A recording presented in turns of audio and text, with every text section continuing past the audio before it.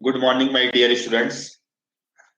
Since last class में हम लोग का आयोनिक इक्विलिब्रियम कंप्लीट हो गया था और जितना भी टाइप पॉसिबल था जो कि जेई में आ सकता है आपका, ठीक है, वो सारा हम टाइप्स आपको डिस्कशन किए चैप्टर के अंदर में। बस आपका काम यही है कि जिस रेट से सिलेबस चल रहा है उसी रेट से आपको भी पढ़ाई करना पड़ेगा, अदरवाइज आप पीछे हो जाएंगे। ठीक है, अभी आप लोग हो सकता है केमिकल काइनेटिक्स और स्टोइकियोमेट्री का क्वेश्चन सॉल्व कर रहे थे, लेकिन जब तक अभी इलेक्ट्रोकेमिस्ट्री चलेगा तब तक में आप केमिकल इक्विलिब्रियम और दूसरा आयोनिक इक्विलिब्रियम का क्वेश्चन बना ले। आप जितना जल्दी से जल्दी हो, आपको सारा सीडीपीएस मिल चुका है, आप उसको जल्दी से जल्दी कंप्लीट कर ले एक वीक के अंदर में। ठीक है, एक दिन में आप 50 क्वेश्चंस केमिस्ट्री का बनाने का टारगेट रखिए। एक दिन में केमिस्ट्री का 50 क्वेश्चंस घर में सॉल्व करने का टारगेट रखिए। तो मेरे भाई एक सीडीपीएस में आपको कुछ 70-80 क्वेश्चंस आता है, तो 2 से 3 दिन में कंप्लीट हो जाएगा chemical equilibrium and ionic equilibrium दोनों। ठीक है, तो ये टारगेट आपको रखना पड़ेगा। ठीक है माय डियर स्टूडेंट, अब हम लोग डिस्कशन को आगे बढ़ाते हैं। न्यू चैप्टर शुरुआत करने जा रहे हैं। ठीक है, तो चैप्टर का नाम है इलेक्ट्रोकेमिस्ट्री। चैप्टर का नाम है इलेक्ट्रोकेमिस्ट्री। देखो, अभी हम लोग जो भी स्टार्टिंग में जो चैप्टर्स भी पढ़ रहे हैं, हाँ तुमको लगता होगा सर सीक्वेंस में ऐसा क्यों चलते हैं, कभी कुछ चैप्टर्स 11th वाला पढ़ाते हैं, कुछ 12th वाला पढ़ाते हैं, बीच बीच में मिक्स चल रहे हैं। तो हम एक बात तुम लोग को ये बता देना चाहते हैं, जो चैप्टर्स पढ़ाई जा रहा है पहले यानी स्टार्टिंग में जो आपको पढ़ाई जा रही है वो चैप्टर्स का इंपॉर्टेंस जेई में ज्यादा है। यानी इसका इसका क्वेश्चन एक एक तो हर चैप्टर से ऑलमोस्ट आता है, लेकिन ये सारे कुछ ऐसे चैप्टर है जिसमें से 2 क्वेश्चन भी चले आते हैं, जिसमें से 2 क्वेश्चन भी जेई में चले आते एक ही पेपर में। तो वो सारे चैप्टर्स को हम लोग पढ़ा रहे हैं आपको। ठीक है, तो माय डियर स्टूडेंट इलेक्ट्रोकेमिस्ट्री, हाँ आपको नाम से ही पता चल रहा हो ये इलेक्ट्रोकेमिस्ट्री का मतलब यहाँ पे कुछ इलेक्ट्रिसिटी से रिलेटेड बातें होंगी। लेकिन सवाल ये है कि इलेक्ट्रिसिटी तो फिजिक्स में बात होनी चाहिए, हमको केमिस्ट्री में इससे क्या मतलब है। तो सिंस इसका है केमिस्ट्री से भी इसका कुछ रिलेशन है जो आपको समझना चाहिए। जैसे क्या होता है, जो हम लोग घर में बैटरी यूज करते हैं, चाहे वो आपका वॉच का बैटरी हो, चाहे फिर आपका इन्वर्टर का बैटरी हो, किसी भी टाइप का बैटरी हो, ठीक है, तो वो सारा में कुछ ना कुछ केमिस्ट्री इन्वॉल्व है। अब तुम पूछोगे सर किस टाइप का केमिस्ट्री इन्वॉल्व है, किस टाइप का केमिस्ट्री इन्वॉल्व है। तो माय डियर स्टूडेंट, उस पे रिएक्शंस होती है। यानी जो हम लोग का इन्वर्टर का एक बैटरी होता है, या जो घर में हम लोग जो बैटरी यूज कर रहे हैं वॉच में या किसी अदर फॉर्म में यूज कर रहे हैं, ठीक है, तो उसमें उसमें क्या चीज होता है, केमिकल रिएक्शन होता है। हाँ, किस टाइप का केमिकल रिएक्शन होता है वो चैप्टर के अंदर में आपको समझ में आएगा, और किस तरीके से इलेक्ट्रिसिटी का प्रोडक्शन होता है, किस तरीके से इलेक्ट्रिसिटी जनरेट करते हैं, वो सारा बात यहाँ पे करेंगे। यानी केमिकल रिएक्शन से रिलेटेड जो केमिस्ट्री है, केमिकल रिएक्शन से रिलेटेड जो भी इलेक्ट्रिसिटी प्रोड्यूस होगा, यानी केमिस्ट्री से रिलेटेड जो भी इलेक्ट्रिसिटी का पार्ट है वो यहाँ पे डिस्कशन करेंगे हम लोग। तो एक लाइन लिख लो, this chapter this chapter mainly deals with हाँ, इवन आप बैटरी बनाने भी सीख सकते हो इस चैप्टर के अंदर में। खैर अभी तो आपको जेई देना है, आपको अभी बैटरी बनाना है नहीं, लेकिन बता रहे हैं ये बना भी सकते हो आप। ठीक है, तो मेरे भाई यहाँ पर हम लोग बात करेंगे प्रोडक्शन ऑफ इलेक्ट्रिसिटी, या इलेक्ट्रिक करंट लिखो, बेटर है इलेक्ट्रिक करंट लिखो। तो production of electric current by chemical reactions, by chemical reaction, यानी इलेक्ट्रिसिटी प्रोड्यूस करेंगे हम लोग केमिकल रिएक्शन करा करके, यानी केमिकल रिएक्शन होगा और उससे इलेक्ट्रिसिटी जनरेट होगा, ये हम लोग पढ़ेंगे। यहाँ पे जो apparatus होता है, apparatus जो यूज होता है, या apparatus जो है उसको हम लोग बोलते हैं गैल्वेनिक सेल। यानी आपके क्वेश्चन यहाँ पर से ये आ सकता है कि अगर केमिकल रिएक्शन से इलेक्ट्रिसिटी प्रोड्यूस कर रहे हैं, ठीक है, तो उस सेल का नाम क्या हुआ, गैल्वेनिक सेल। हाँ, इसका उल्टा प्रोसेस भी होता है कि हम करंट को पास करके केमिकल रिएक्शन कराएं, यहाँ पे करंट प्रोड्यूस किए केमिकल रिएक्शन करवा कर। इसी का जस्ट रिवर्स होगा कि हम लोग क्या करेंगे, करंट को पास करके केमिकल रिएक्शन करवाएंगे, उसको हम लोग बोलते हैं इलेक्ट्रोलाइटिक सेल। ठीक है। दूसरा क्या चीज है, टू ब्रिंग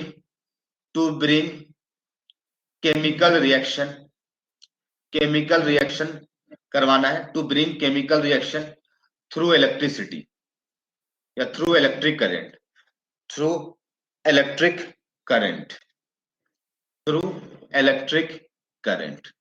मेरे भाई इसको हम लोग कहते हैं, इसको यहां पर जो apparatus यूज होता है, इस apparatus का नाम है, इस apparatus का नाम है इलेक्ट्रोलाइटिक सेल। इस apparatus का नाम है इलेक्ट्रोलाइटिक सेल। यानी अगर अगर हम लोग केमिकल रिएक्शन से इलेक्ट्रिसिटी प्रोड्यूस किए तो उसको गैल्वेनिक सेल, और अगर केमिकल रिएक्शन इलेक्ट्रिसिटी पास करके करवाए तो उसको क्या कहते हैं, इलेक्ट्रोलाइटिक सेल कहते हैं। और मेरे भाई इसका एक थर्ड पार्ट जो चैप्टर का लास्ट में डील करेंगे, कंडक्टिविटी, कंडक्टेंस, ये सारे के बारे में बात करेंगे हम लोग। तो यहाँ पे लिख लो, एक कंडक्टेंस के बारे में डिस्कशन होगा, कंडक्टेंस के बारे में डिस्कशन होगा, यानी कैसे किस कोई सॉल्यूशन में कैसे कंडक्टिविटी होती है, कंडक्शन कैसे होता है, कैसे क्या कंडक्शन होगा, क्या रेजिस्टिविटी होगा, जिस तरीके से फिजिक्स में होता था, लेंथ में क्या डिपेंडेंसी होगा, एरिया पर क्या डिपेंडेंसी होगा, एरिया आता है, सेल कांस्टेंट क्या होगा। सिर्फ ये सब नाम हम इसीलिए बोल पा रहे हैं क्योंकि आप ऑलरेडी ये सब 12th में पढ़े होंगे। अदरवाइज अगर आप अभी 12th क्लास में होते तो हम ये सब नहीं बोलते कि वहां पे सेल कांस्टेंट होता है, ये होता है। तो मेरे पास सिर्फ आपको पता है कि कंडक्टेंस वहां पे आता है, कंडक्टिविटी आता है, तो ये सारी चीजें हैं। तो उसके बारे में डिस्कशन हो, यानी चैप्टर को बोल सकते हो ब्रॉडली 3 फॉर्म में पढ़ेंगे, 3 पार्ट में डिस्कशन होगा। ठीक है मेरे भाई, यहां पर इलेक्ट्रिसिटी की बात है तो इलेक्ट्रिसिटी की बात है तो वहां पर पोटेंशियल डिफरेंस डेवलप होगा, पोटेंशियल डिफरेंस डेवलप होगा।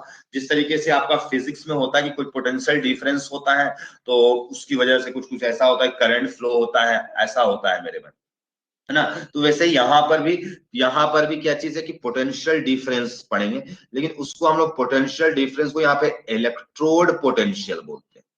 है वही चीज जो वहां पर पोटेंशियल होता था, हायर पोटेंशियल से लोअर पोटेंशियल की तरफ फ्लो होता है मेरे पास, वही को यहाँ पर इलेक्ट्रोड पोटेंशियल कहते हैं।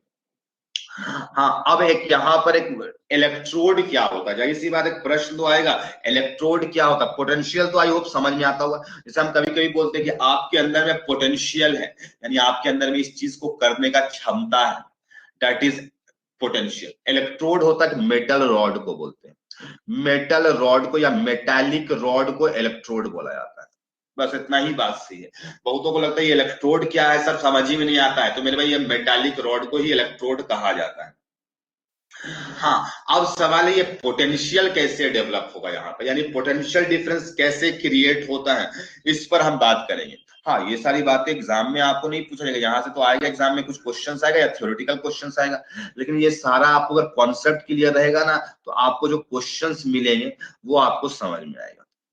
मेरे भाई एक कंटेनर लिए हैं और इस कंटेनर में एक रॉड हम क्या कर दिए, डिप कर दिए, एक रॉड को डिप कर दिए। ये एक मेटालिक रॉड है।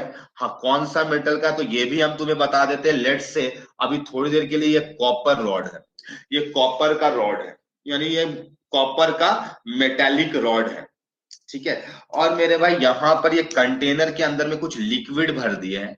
ये लिक्विड एक दरअसल एक सॉल्ट सॉल्यूशन है, और सॉल्ट्स जो होते हैं मेरे भाई पानी में कंप्लीटली डिसोसिएट करते हैं, कंप्लीटली डिसोसिएट करते हैं, यानी स्ट्रॉन्ग इलेक्ट्रोलाइट होते हैं। तुम कह सकते हो सर इलेक्ट्रोलाइट वर्ड यहीं से आया है क्या, यस, यहीं से इलेक्ट्रोलाइट वर्ड भी आया है।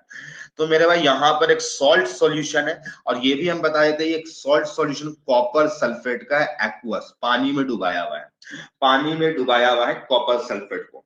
ठीक है, यानी कि कॉपर सल्फेट जब पानी में डालेंगे तो ये आयंस के फॉर्म में होंगे, यानी ये स्ट्रॉन्ग इलेक्ट्रोलाइट की तरह बिहेव करेंगे। तो ये पानी के अंदर में अब ये कॉपर सल्फेट के फॉर्म में नहीं होंगे, कॉपर 2+ और SO4 2- के फॉर्म में होंगे, SO4 2- के फॉर्म में होंगे, कॉपर 2+ और SO4 2- के फॉर्म में होंगे। ठीक है मेरे भाई, इस टाइप से फॉर्म में होंगे। आधी बात समझ। तो सवाल है कि अब तुम बोल पोटेंशियल कहां से आ गया, मेरे भाई समझना, मेरे भाई को एक लाइन सिर्फ जवाब देना, तुम लोग कभी ऐसा लाइन सुने हो कि मेटल्स के पास में फ्री इलेक्ट्रॉन्स होता है? यस या नो? कोई ऐसा सुने हो कभी भी कि मेटल्स के पास में फ्री इलेक्ट्रॉन्स नाम की चीजें होती है? यस। इसीलिए मेरे भाई कंडक्शन होता है, इसीलिए मेटल्स में कंडक्शन होता है। तो पता है ये मेटल रॉड में फ्री इलेक्ट्रॉन्स हो, फ्री इलेक्ट्रॉन्स या मोबाइल इलेक्ट्रॉन कह सकते हो, जो मूवेबल इलेक्ट्रॉन्स होते हैं। तो सवाल है ये मूवेबल इलेक्ट्रॉन, ये हाँ ओवरऑल ये मेटल तो न्यूट्रल ही होगा। फ्री इलेक्ट्रॉन का मतलब होता है लूजली हेल्ड होना, लूजली हेल्ड होते हैं। मेरे भाई इस कॉपर के रॉड में इलेक्ट्रॉन्स लूजली हेल्ड होंगे। तो अब जैसे ही इसके अंदर पे इलेक्ट्रॉन्स लूजली हेल्ड होंगे, तो मेरे भाई ये किसी ना किसी कोई आयंस यहां से अट्रैक्ट होगा। फ्री इलेक्ट्रॉन्स में कौन अट्रैक्ट होगा? तो मेरे भाई इलेक्ट्रॉन्स को कौन पसंद है? Copper 2 plus. कॉपर 2 प्लस पसंद होगा, या उल्टा बोलो कॉपर 2 प्लस को क्या पसंद होगा? तो इलेक्ट्रॉन्स पसंद होगा। और ये जो कॉपर का रॉड है, इस कॉपर के रॉड के अंदर में फ्री इलेक्ट्रॉन्स हो। तो मेरे भाई क्या लगता है तुम्हें, ये कॉपर 2 प्लस यहां पे जाकर के ऐसे चिपकना चाहता होगा? और मेरे भाई इस कंटेनर के अंदर में ऐसा नहीं कि एक ही कॉपर 2 प्लस है, खूब सारे कॉपर 2 प्लस हैं। और मेरे पास इसमें ऐसा भी नहीं कि एक ही इलेक्ट्रॉन है, मेरे भाई कॉपर का बहुत सारे छोटे छोटे एटम से मिलकर के बना है। तो खूब सारा इसके अंदर में मेटल रॉड के अंदर में फ्री इलेक्ट्रॉन्स होंगे। और ये कॉपर 2 प्लस भी खूब सारा होगा, तो ये जा जाकर के चिपक रहा होगा। मेरे भाई ये पहले से ओवरऑल तो न्यूट्रल था ये रॉड। इलेक्ट्रॉन्स फ्री रहने का ये मतलब थोड़ी ना कि इलेक्ट्रॉन्स निकला हुआ है। नहीं मेरे भाई, इलेक्ट्रॉन ओवरऑल ये तो न्यूट्रल था ये कॉपर रॉड। और इसमें कॉपर 2 प्लस चिपक गया जाकर के। तो मेरे अगर कोई पॉजिटिव चीज चिपक गया, तो ये रॉड कैसा हो जाएगा? पॉजिटिव हो जाएगा, ताकि पहले से न्यूट्रल था और इसमें पॉजिटिव चीज जाकर के चिपक गया है, तो इस पे कैसा चार्ज आ गया होगा? प्लस चार्ज डेवलप हो गया होगा। प्लस चार्ज डेवलप हो गया होगा। ये कॉपर का रॉड पहले से न्यूट्रल था, लेकिन कॉपर 2 प्लस जाकर के वहां पे चिपक गया, तो उसकी वजह से यहाँ पे पॉजिटिव चार्ज डेवलप हो गया। और सोचो ये जो सॉल्यूशन पड़ा हुआ है, ये जो लिक्विड सॉल्यूशन है, एक्वस सॉल्यूशन है, इसमें क्या हुआ होगा? कॉपर 2 प्लस कम हो गया होगा। SO4 2 माइनस क्या हो गया होगा? ज्यादा। SO4 2 माइनस क्या हो गया होगा? ज्यादा। और खुद सोचो अगर SO4 2 माइनस ज्यादा हो जाएगा मेरे भाई, तो क्या होगा? ये निगेटिवली चार्ज हो जाएगा। यानी इसके अंदर पे सॉल्यूशन में निगेटिव चार्ज आ जाएगा, क्योंकि SO4 2 माइनस ज्यादा हो गया और इसमें कॉपर 2 प्लस चिपक गया। तो प्लस और माइनस, और जहां पर प्लस और माइनस होता है मेरे भाई, तो वहां पर इस दोनों की वजह से ये प्लस चार्ज और ये माइनस चार्ज की वजह से यहां पर एक पोटेंशियल डिफरेंस डेवलप होगा। पोटेंशियल डिफरेंस डेवलप होगा। और मेरे भाई इसी को कहते हैं, मेटल रॉड की वजह से जो पोटेंशियल डिफरेंस आया उसके सॉल्यूशन में, उसको हम लोग इलेक्ट्रोड पोटेंशियल कहते हैं। हाँ, यहाँ पे किस टाइप का रिएक्शन हुआ मेरे भाई? तो आपको दिखाई दिया कि कॉपर 2 प्लस जो है, ये इलेक्ट्रोड के इलेक्ट्रॉन्स को अट्रैक्ट किया, यानी कि कॉपर 2 प्लस जो है ये इलेक्ट्रॉन को लेकर के कॉपर बना रहा है, ये कॉपर में जा बन रहा है। ये कॉपर 2 प्लस जाकर कहां चिपक रहा है मेरे भाई? ये यहाँ पे चिपक रहा है। तो कॉपर 2 प्लस जो है वो इलेक्ट्रॉन को अट्रैक्ट कर रहा है, तो कॉपर बन रहा है, कॉपर बन रहा है मेरे भाई। इस प्रोसेस को, इसका उल्टा भी हो सकता है मेरे भाई, ऐसा नहीं है कि हमेशा ऐसा ही होगा कि कॉपर 2 प्लस कॉपर में बनेगा। ये उल्टा प्रोसेस भी हो सकता है, कॉपर भी कॉपर 2 प्लस में जा सकता है और 2 इलेक्ट्रॉन छोड़ सकता है, यानी ये प्रोसेस रिवर्सिबल भी हो सकता है। हाँ, अभी जो फॉरवर्ड वाला के बारे में बात करें, तो फॉरवर्ड वाला में आपको दिखाई देगा कि यहाँ पर इलेक्ट्रॉन का गेन हुआ है, तो उसको हम लोग रिडक्शन बोलेंगे। उसको क्या बोलेंगे? रिडक्शन बोलेंगे। यानी अगर कॉपर 2 प्लस +2 इलेक्ट्रॉन, तो ऊपर वाले को क्या बोलेंगे? जो इस पोटेंशियल को, इलेक्ट्रोड पोटेंशियल को हम यहाँ पे V से रिप्रेजेंट नहीं बल्कि E से, केमिस्ट्री में किससे रिप्रेजेंट करते हैं? E से। पोटेंशियल, इलेक्ट्रोड पोटेंशियल को किससे रिप्रेजेंट करते हैं? E से रिप्रेजेंट किया जाता है। और E रेड, इसका मतलब रिडक्शन। और बैकवर्ड वाले को हम लोग क्या बोलेंगे? E oxidation. बैकवर्ड वाले को क्या बोलेंगे? E oxidation. क्या कॉपर जो है कॉपर 2 प्लस में कन्वर्ट हो रहा है। तो इस तरीके से पोटेंशियल डिफरेंस डेवलप होता है, इस तरीके से इलेक्ट्रोड पोटेंशियल, और इसी पोटेंशियल को क्या कहते हैं हम लोग? इलेक्ट्रोड पोटेंशियल कहते हैं। तो मेरे पास किस तरीके से हुआ, बात समझ में आ गया होगा। फ्री इलेक्ट्रॉन्स में जाकर के पॉजिटिव चार्ज चिपका है, और इसकी वजह से ये पॉजिटिवली चार्ज हो जाएगा, ये निगेटिवली चार्ज हो जाएगा, और इसकी वजह से जो पोटेंशियल डिफरेंस डेवलप होगा उसको इलेक्ट्रोड पोटेंशियल कहते हैं। तो मेरे भाई एक लाइन लिखो, potential difference, potential difference developed between potential difference developed between metal, metal के बीच में, और क्या बोलेंगे हम लोग, उसके सॉल्यूशन के बीच में मेटल, और चाहो तो और अच्छा से लिख दो metal rod and it's solution, and it's solution is called electrode potential, is called electrode potential. ठीक है मेरे भाई, तो इसको हम लोग कहते हैं। तो आई होप ये लाइन का मतलब किस तरीके से डेवलपमेंट होता है। तो जब भी कोई दो सरफेस कांटेक्ट में आए तो हम एक आपको बता रहे रीजन कि इस तरीके से भी कंडक्शन होता है। दो मेटल को भी चिपका के रख दोगे ना इस तरीके से, इस तरीके से दो मेटल्स को भी चिपका के रख दोगे ना, तभी वहां पर क्या होगा, कंडक्शन होगा। आप पढ़ते होंगे फिजिक्स में, कंडक्शन करने का बहुत सारा मेथड होता है। जब दो, एक को चार्ज रखो एक को नॉन चार्ज, तो यहाँ से फ्लो होता है कुछ कुछ, तो मेरे पास वहां पर भी पोटेंशियल डिफरेंस डेवलप हो सकता है।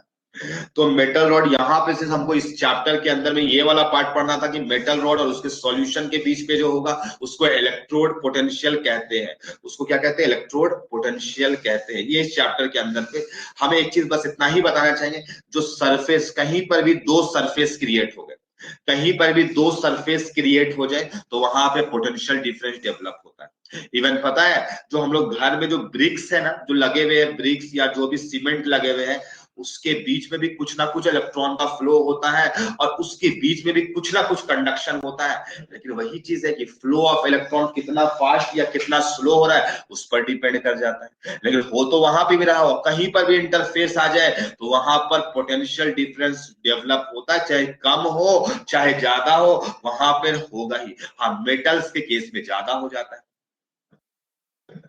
सर इलेक्ट्रॉन्स कॉपर 2+ नहीं बाबू, ये कॉपर सौम्यदीप, यहाँ पे देखो ये कॉपर जो है, कॉपर जो है ये रॉड पहले से न्यूट्रल ना होगा। कॉपर ऐसा नहीं, कॉपर 2+ लाए थे तो ये न्यूट्रल था। लेकिन आपको पता है मेटल्स के अंदर में मोबाइल इलेक्ट्रॉन्स होते हैं, फ्री इलेक्ट्रॉन्स होते हैं, तो वो फ्रीली अवेलेबल थे ना मेटल के अंदर में, उस पे जाकर के जो कॉपर 2+ सॉल्यूशन में था वो कॉपर बन रहा है। तो सोचो कॉपर 2 पे चिपक तो रहा है, तो बोल नहीं सकते उल्टा सेंस में बोलो कि ये कॉपर का इलेक्ट्रॉन लॉस हो रहा है, कोई दूसरा कोई ले ले रहा है, कोई दूसरा कोई ले ले रहा है। और अगर कोई दूसरा कोई ले लेगा तो इसके अंदर में कैसा चार्ज डेवलप होगा, पॉजिटिव चार्ज डेवलप होगा।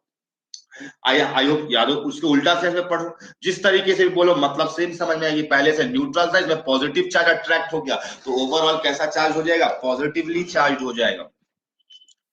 तो कहीं पर भी दो इंटरफेस आ जाए मेरे में, कहीं पर भी ऐसी टाइप का डेवलप हो जाए तो वहां पर पोटेंशियल डिफरेंस डेवलप होता है। ठीक है। हाँ, मटेरियल्स जो होते हैं कोई ज्यादा अच्छा कंडक्टर होते हैं, कोई लेस कंडक्टिंग होते हैं, और आपको पता है कि मेटल्स आर गुड कंडक्टर, तो मेटल्स के केस में तो बहुत ज्यादा ये हो जाता है। इवन जो हम लोग घरों में जो टाइल्स वाइल्स लगाते हैं ना, वो सब में भी कंडक्शन होता है, लेकिन बहुत लेस अमाउंट पे होता है, इसीलिए हम लोग बात नहीं करते हैं, इसीलिए हम लोग बात नहीं करते हैं मेरे। होता तो हर जगह पे है। तो इस बात को आप, लेकिन ये बात जो हम तुम्हें कहे कहीं पर भी इंटरफेस आ जाएगा तो वहां पर डेवलप होगा। अब सवाल ये है कि हम इसको मेजर कैसे करते हैं। सवाल है कि हम लोग इसको इलेक्ट्रोड पोटेंशियल को पता कैसे करते हैं, कैसे हमें पता चलेगा कि इसका पोटेंशियल डिफरेंस इतना डेवलप हुआ। सवाल है ना, जैसे वोल्ट मीटर लगाते थे मेरे में, जैसे आप लोगों को पता करना होता तो यहाँ से कितना वोल्टेज है, तो आप लोग 10th क्लास में 11th क्लास में या 12th क्लास में क्या करते थे, वोल्ट मीटर लगा रहता था, जिसमें से वोल्ट मीटर एक रीड करता था, या पोटेंशियोमीटर क्या पता क्या क्या इंस्ट्रूमेंट होता है, वो सबसे आप लोग मेजर करते हैं मेरे में। तो सिर्फ उसी तरीके से यहाँ पर भी हम लोग वोल्ट मीटर लेंगे मेरे में, यहाँ पर भी हम लोग वोल्ट मीटर लेंगे, और वोल्ट मीटर के थ्रू हम यहाँ पर मेजर करना चाहते हैं कि सवाल है कि एक कॉपर का रॉड है या कोई दूसरा मेटल भी हो सकता है, और मेरे भाई इसका ही सॉल्यूशन है, इसी का एक सॉल्यूशन भी है, इसी का एक सॉल्यूशन भी है मेरे भाई, इसी का एक सॉल्यूशन भी है। तो यहाँ पर एक पोटेंशियल डिफरेंस तो जरूर डेवलप हुआ होगा, तो यहाँ पर एक वोल्ट मीटर लगा लेंगे, यहाँ पे एक वोल्ट मीटर लगा ले मेरे भाई। वोल्ट मीटर भी कुछ डिवाइस होता है मेटल का, आप लोग शायद स्कूल में अगर आप लोग एक्सपेरिमेंट करते होंगे तो शायद देखने को भी मिलता होगा मेरे भाई। कुछ इस टाइप से होता है वोल्ट मीटर के अंदर का जो डिवाइस होता है, ऊपर में आप लोग केवल ऊपर से देख पाते हो, और उसका अंदर का कभी खोल के देख पाओगे ना, कुछ इस टाइप का रेजिस्टेंस वगैरह लगा रहता है। ये वी वी हम लिख दिए, मतलब यहाँ पे तो वैसे ये रहता है मेरे भाई, काटा रहता है, ठीक है, जिसमें रीडिंग पता चलता है। तो मेरे भाई इस तरीके से ये वोल्ट मीटर से रीड किए, और ये वोल्ट मीटर क्या करेगा, हमको बोल सकते हो वोल्टेज मेजर कर देगा। लेकिन पता है केमिस्ट्री में हम लोग इसको यूज नहीं करते, भले आप फिजिक्स में यूज करते होंगे, लेकिन हम लोग केमिस्ट्री में इसको यूज नहीं करते मेरे भाई। यूज इसीलिए नहीं करते हैं क्योंकि तुमने जो वायर लगाया है वो एक मटेरियल का है मेरे भाई। ये जो वोल्ट मीटर के अंदर जो अलग अलग वायर्स लगे हुए वो अलग अलग मटेरियल्स के हैं। तो हर जगह पे पोटेंशियल डिफरेंस क्रिएट हो जाएगा, यानी हर जगह पे कंडक्शन हो रहा है और हर जगह पे पोटेंशियल डिफरेंस डेवलप होगा। तो यहाँ पर जो मेजरमेंट होता है वो इनकरेक्ट मेजरमेंट होता है। तो यही बात है कि फिजिक्स में आप लोग ब्रॉडली बात करते हो, हम नहीं बोलेंगे फिजिक्स गलत है, हम ये बोलना चाहते हैं कि फिजिक्स में ऊपर ऊपर से चीजें बात की जाती है, मतलब जो दिखाई दे रहा है बस उतना ही बोल देते हैं। और केमिस्ट्री में रियलिटी बात की जाती है कि अंदर में किस किस फैक्टर रिस्पॉन्सिबल है। तो मेरे भाई यहाँ पर जो वायर लगाया है उसमें भी एक पोटेंशियल इंटरफेस आ गया, वहां पर भी ये भी तो एक तरह का रॉड की तरह काम करेगा, तो यहाँ पे एक अलग पोटेंशियल डिफरेंस। मेरे भाई यहाँ पर ये वायर इससे कनेक्टेड है, फिर ये अलग रेजिस्टेंस का अलग वायर होगा। इस तरीके से हर पॉइंट पॉइंट में पोटेंशियल डेवलप होगा। और मेरे में जो वोल्ट मीटर रीड करेगा वो गलत रीड करेगा, यानी एक्यूरेट रीडिंग नहीं आएगा, जितना प्रिसाइज हमें चाहिए था वो रीड नहीं कर पाएगा, जो कि गलत रीडिंग है। तो मेरे भाई केमिस्ट्री में क्या बोला जाता है, इससे हम लोग वोल्ट मीटर से रीड नहीं करेंगे। तो हम लोग इसको बात को लिखने जा रहे हैं एक लाइन में। वैसे ये सब लाइन आपको नहीं आएगा एग्जाम में, हम सिर्फ आपको बता रहे हैं ताकि तुम चैप्टर को फील कर पाओ और चैप्टर को आसानी से समझ पाओ। It is impossible, it is इम है मेरे भैया, आई एम है, ठीक है। It is impossible, it is impossible to determine, मेरे भाई ये इम्पॉसिबल है कि एग्जैक्ट वैल्यू पता करें विदाउट एनी एरर। पता करना तो बहुत बड़ा मुश्किल काम है। It is impossible to determine the absolute value, या एग्जैक्ट वैल्यू भी लिख सकते हो, absolute value of electrode potential of E, E short में ई लिखेंगे, of electrode potential E. Because ऐसा क्यों होता है मेरे भाई, क्योंकि इंस्ट्रूमेंट है मेजरिंग, इंस्ट्रूमेंट मेजरिंग जो इंस्ट्रूमेंट है या एपरेटस जो है, ठीक है, also develops, also develops some potential difference, some potential difference मेरे पास उसकी वजह से भी कुछ ना कुछ पोटेंशियल डिफरेंस आ जाता है, ऑल्सो डेवलप पोटेंशियल डिफरेंस, ठीक है। और वो भी ऐड हो जाता है, क्या होता है मेरे भाई, एब्सोल्यूट वैल्यू निकाल पाना बहुत मुश्किल काम है, क्योंकि जब मेजरिंग इंस्ट्रूमेंट है उस पे भी कुछ ना कुछ पोटेंशियल डेवलप हुआ है और वो भी जुड़ करके मिलेगा हमको, या माइनस होगा जिस टीम मतलब गलत वैल्यू मिलेगा, ठीक है। तो हेंस, हेंस हम लोग क्या यूज करते हैं इसके लिए, हम लोग इस मेथड को वोल्ट मीटर लगा करके हम लोग यूज नहीं करते हैं। हेंस लिख सकते हो electrode potential are measured, are measured, जो इलेक्ट्रोड पोटेंशियल होता है जो मेजर किया जाता है विथ रिस्पेक्ट टू स्टैंडर्ड, मेरे भाई एक स्टैंडर्ड रेफरेंस होता है मेरे भाई, एक स्टैंडर्ड, शायद आपको पता भी होगा, आप लोग के क्लास 12th में पढ़े होंगे, reference with respect to standard reference electrode, एक स्टैंडर्ड हम लोग मान लिए, एक स्टैंडर्ड जिसे हम नहीं बताए थे मेरे भाई, जैसे वेट को मेजर करना है तो मान लो इसको अगर 1 kg मान लिए, इसको अगर इस पेन को हम बोल दिए 1 kg, और मान लो ऐसा ऐसा 2 पेन चढ़ाना पड़ा, एक साइड में तराजू के एक साइड में ऐसा ऐसा 2 पेन चढ़ाना पड़ा और एक साइड में इसको चढ़ाया, तो इसके बराबर तब हुआ जब इस ऐसा 2 पेन चढ़ाना पड़ा, तो हम इस पेन का वेट को क्या बोलेंगे, 2 kg, यानी इसको मैं 1 kg बोल दी। तो इसी तरीके से बोल दिया गया कि जो है ना रेफरेंस के तौर पे हम लोग कौन यूज करेंगे, एक रेफरेंस इलेक्ट्रोड यूज करेंगे जिसको हम लोग कहते हैं हाइड्रोजन इलेक्ट्रोड, और स्टैंडर्ड, स्टैंडर्ड उसको बोलते हैं standard hydrogen electrode, standard hydrogen electrode.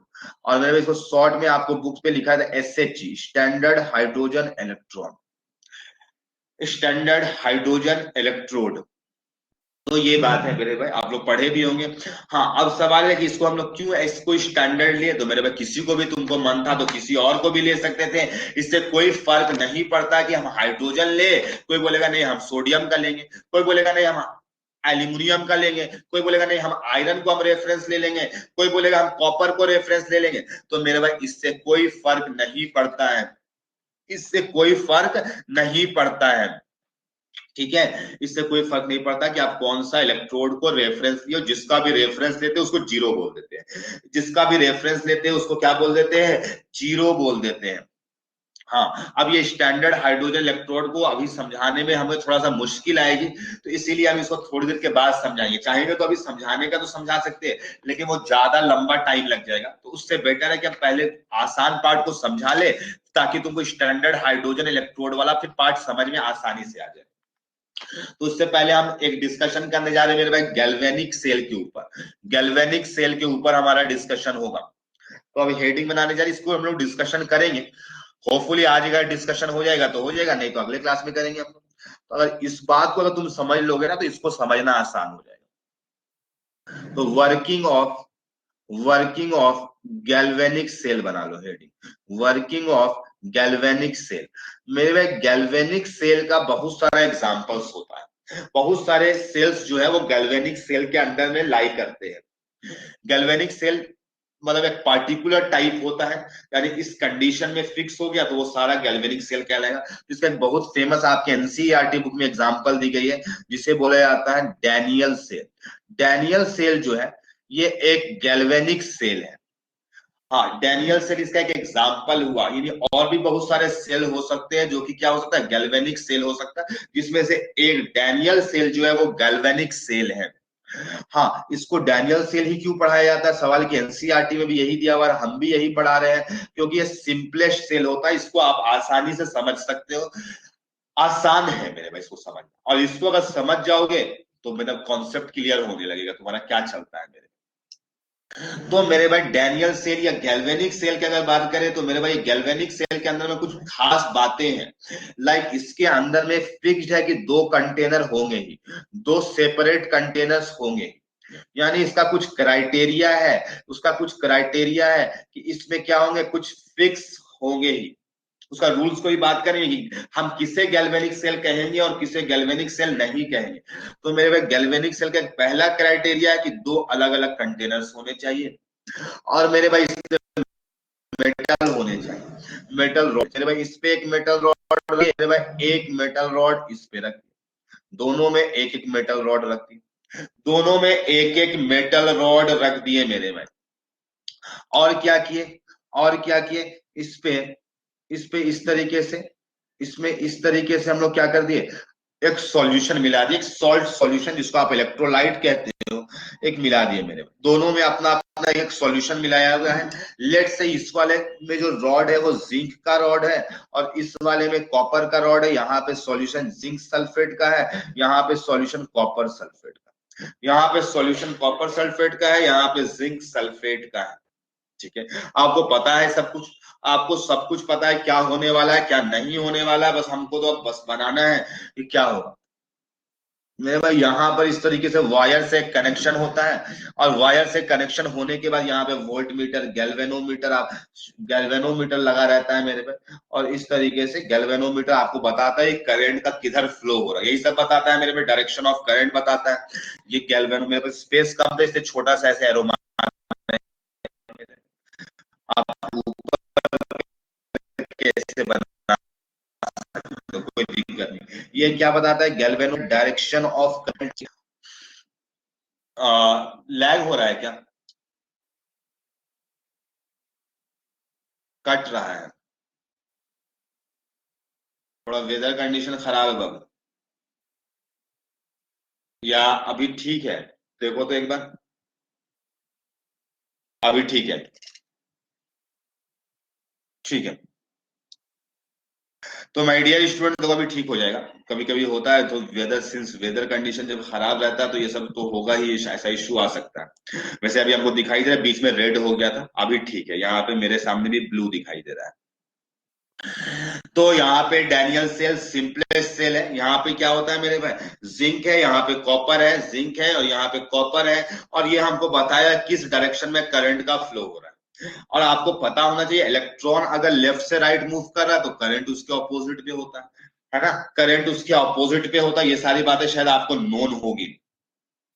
तो मेरे भाई सिंस देखा क्या जाता है कि इसमें गैल्वेनोमीटर राइट हैंड साइड घूमता है, सॉरी लेफ्ट हैंड साइड घूमता है, तो मेरे भाई इधर इसका डायरेक्शन हो जाएगा करंट का, ये करंट का डायरेक्शन हो जाएगा, इलेक्ट्रॉन इस डायरेक्शन में मूव कर रहा है, इलेक्ट्रॉन इस डायरेक्शन में मूव करता है। क्यों कर रहा? सवाल है कि हम कैसे बना दिए इधर ही, हम उल्टा बोल देते तो क्या गलत हो जाता? यस मेरे भाई गलत हो जाता। क्या क्यों गलत हो जाता? तो मेरे भाई सवाल है कि जैसे जिंक मेटल है और यहाँ पे कॉपर मेटल है, कॉपर मेटल है, हाँ तुमको सर दोनों में फ्री इलेक्ट्रॉन्स होंगे, मेटल है तो मेटल्स में तो फ्री इलेक्ट्रॉन्स होते हैं, यस मेरे भाई होते तो हैं, लेकिन मेरे भाई डिपेंड करता है कि किसका ऑक्सीडेशन होने का टेंडेंसी ज्यादा है, किसका रिडक्शन होने का टेंडेंसी ज्यादा है। तो मेरे भाई देखा क्या जाता है कि इलेक्ट्रॉन इधर फ्लो कर रहा है और करंट इधर कर रहा है, इसका मतलब इलेक्ट्रॉन इधर से उधर जा रहा है। क्यों ऐसा होगा? तुम ऐसे सोच सकते हो कि इस कंटेनर के अंदर में जो कॉपर 2+ था, ये कॉपर 2+ का रिडक्शन होने का टेंडेंसी ज्यादा है, तो ये कॉपर 2+ क्या होगा, ये फ्री इलेक्ट्रॉन्स में चिपकेगा, ये फ्री इलेक्ट्रॉन्स में जाकर के चिपकेगा। तो मेरे भैया फ्री इलेक्ट्रॉन में चिपकेगा तो कैसा चार्ज हो जाएगा, पॉजिटिवली चार्ज हो जाएगा। ये इलेक्ट्रोड कैसा चार्ज हो जाएगा, पॉजिटिवली चार्ज। और मेरे भाई पॉजिटिव चार्ज को क्या पसंद होगा, इलेक्ट्रॉन्स। तो मेरे भाई यहां पर से इलेक्ट्रॉन आएगा, लेकिन सवाल ये तो न्यूट्रल था, ये तो फ्री इलेक्ट्रॉन था, तो निकलने लगेगा अगर इलेक्ट्रॉन, तो ये ओवरऑल क्या होने लगेगा, जिंक से ये जिंक 2+ बनने लगेगा, ये जिंक से जिंक 2+ बनने लगेगा, और ये कॉपर 2+ से कॉपर 2+ बनने लगेगा। हाँ लेकिन मेरे भाई एक चीज और सुनना, ये रिएक्शन एक टाइम के बाद रुक जाएगा। क्यों रुक जाएगा एक टाइम के बाद, यानी एक टाइम के बाद इसका रेट भी स्लो, यानी करंट भी कम होने लगता है, करंट भी कम होने लगता है। सवाल है क्यों ऐसा होता है? तो मेरे में सवाल है कि यहाँ पे जितना कॉपर सल्फेट होगा और उस कॉपर सल्फेट में जितना Cu2+ होगा उतना ही चिपक सकता है, उतना ही चिपक सकता है ये। ऐसा थोड़ी कि बाहर से कॉपर 2+ आ जाएगा, नहीं आएगा मेरे।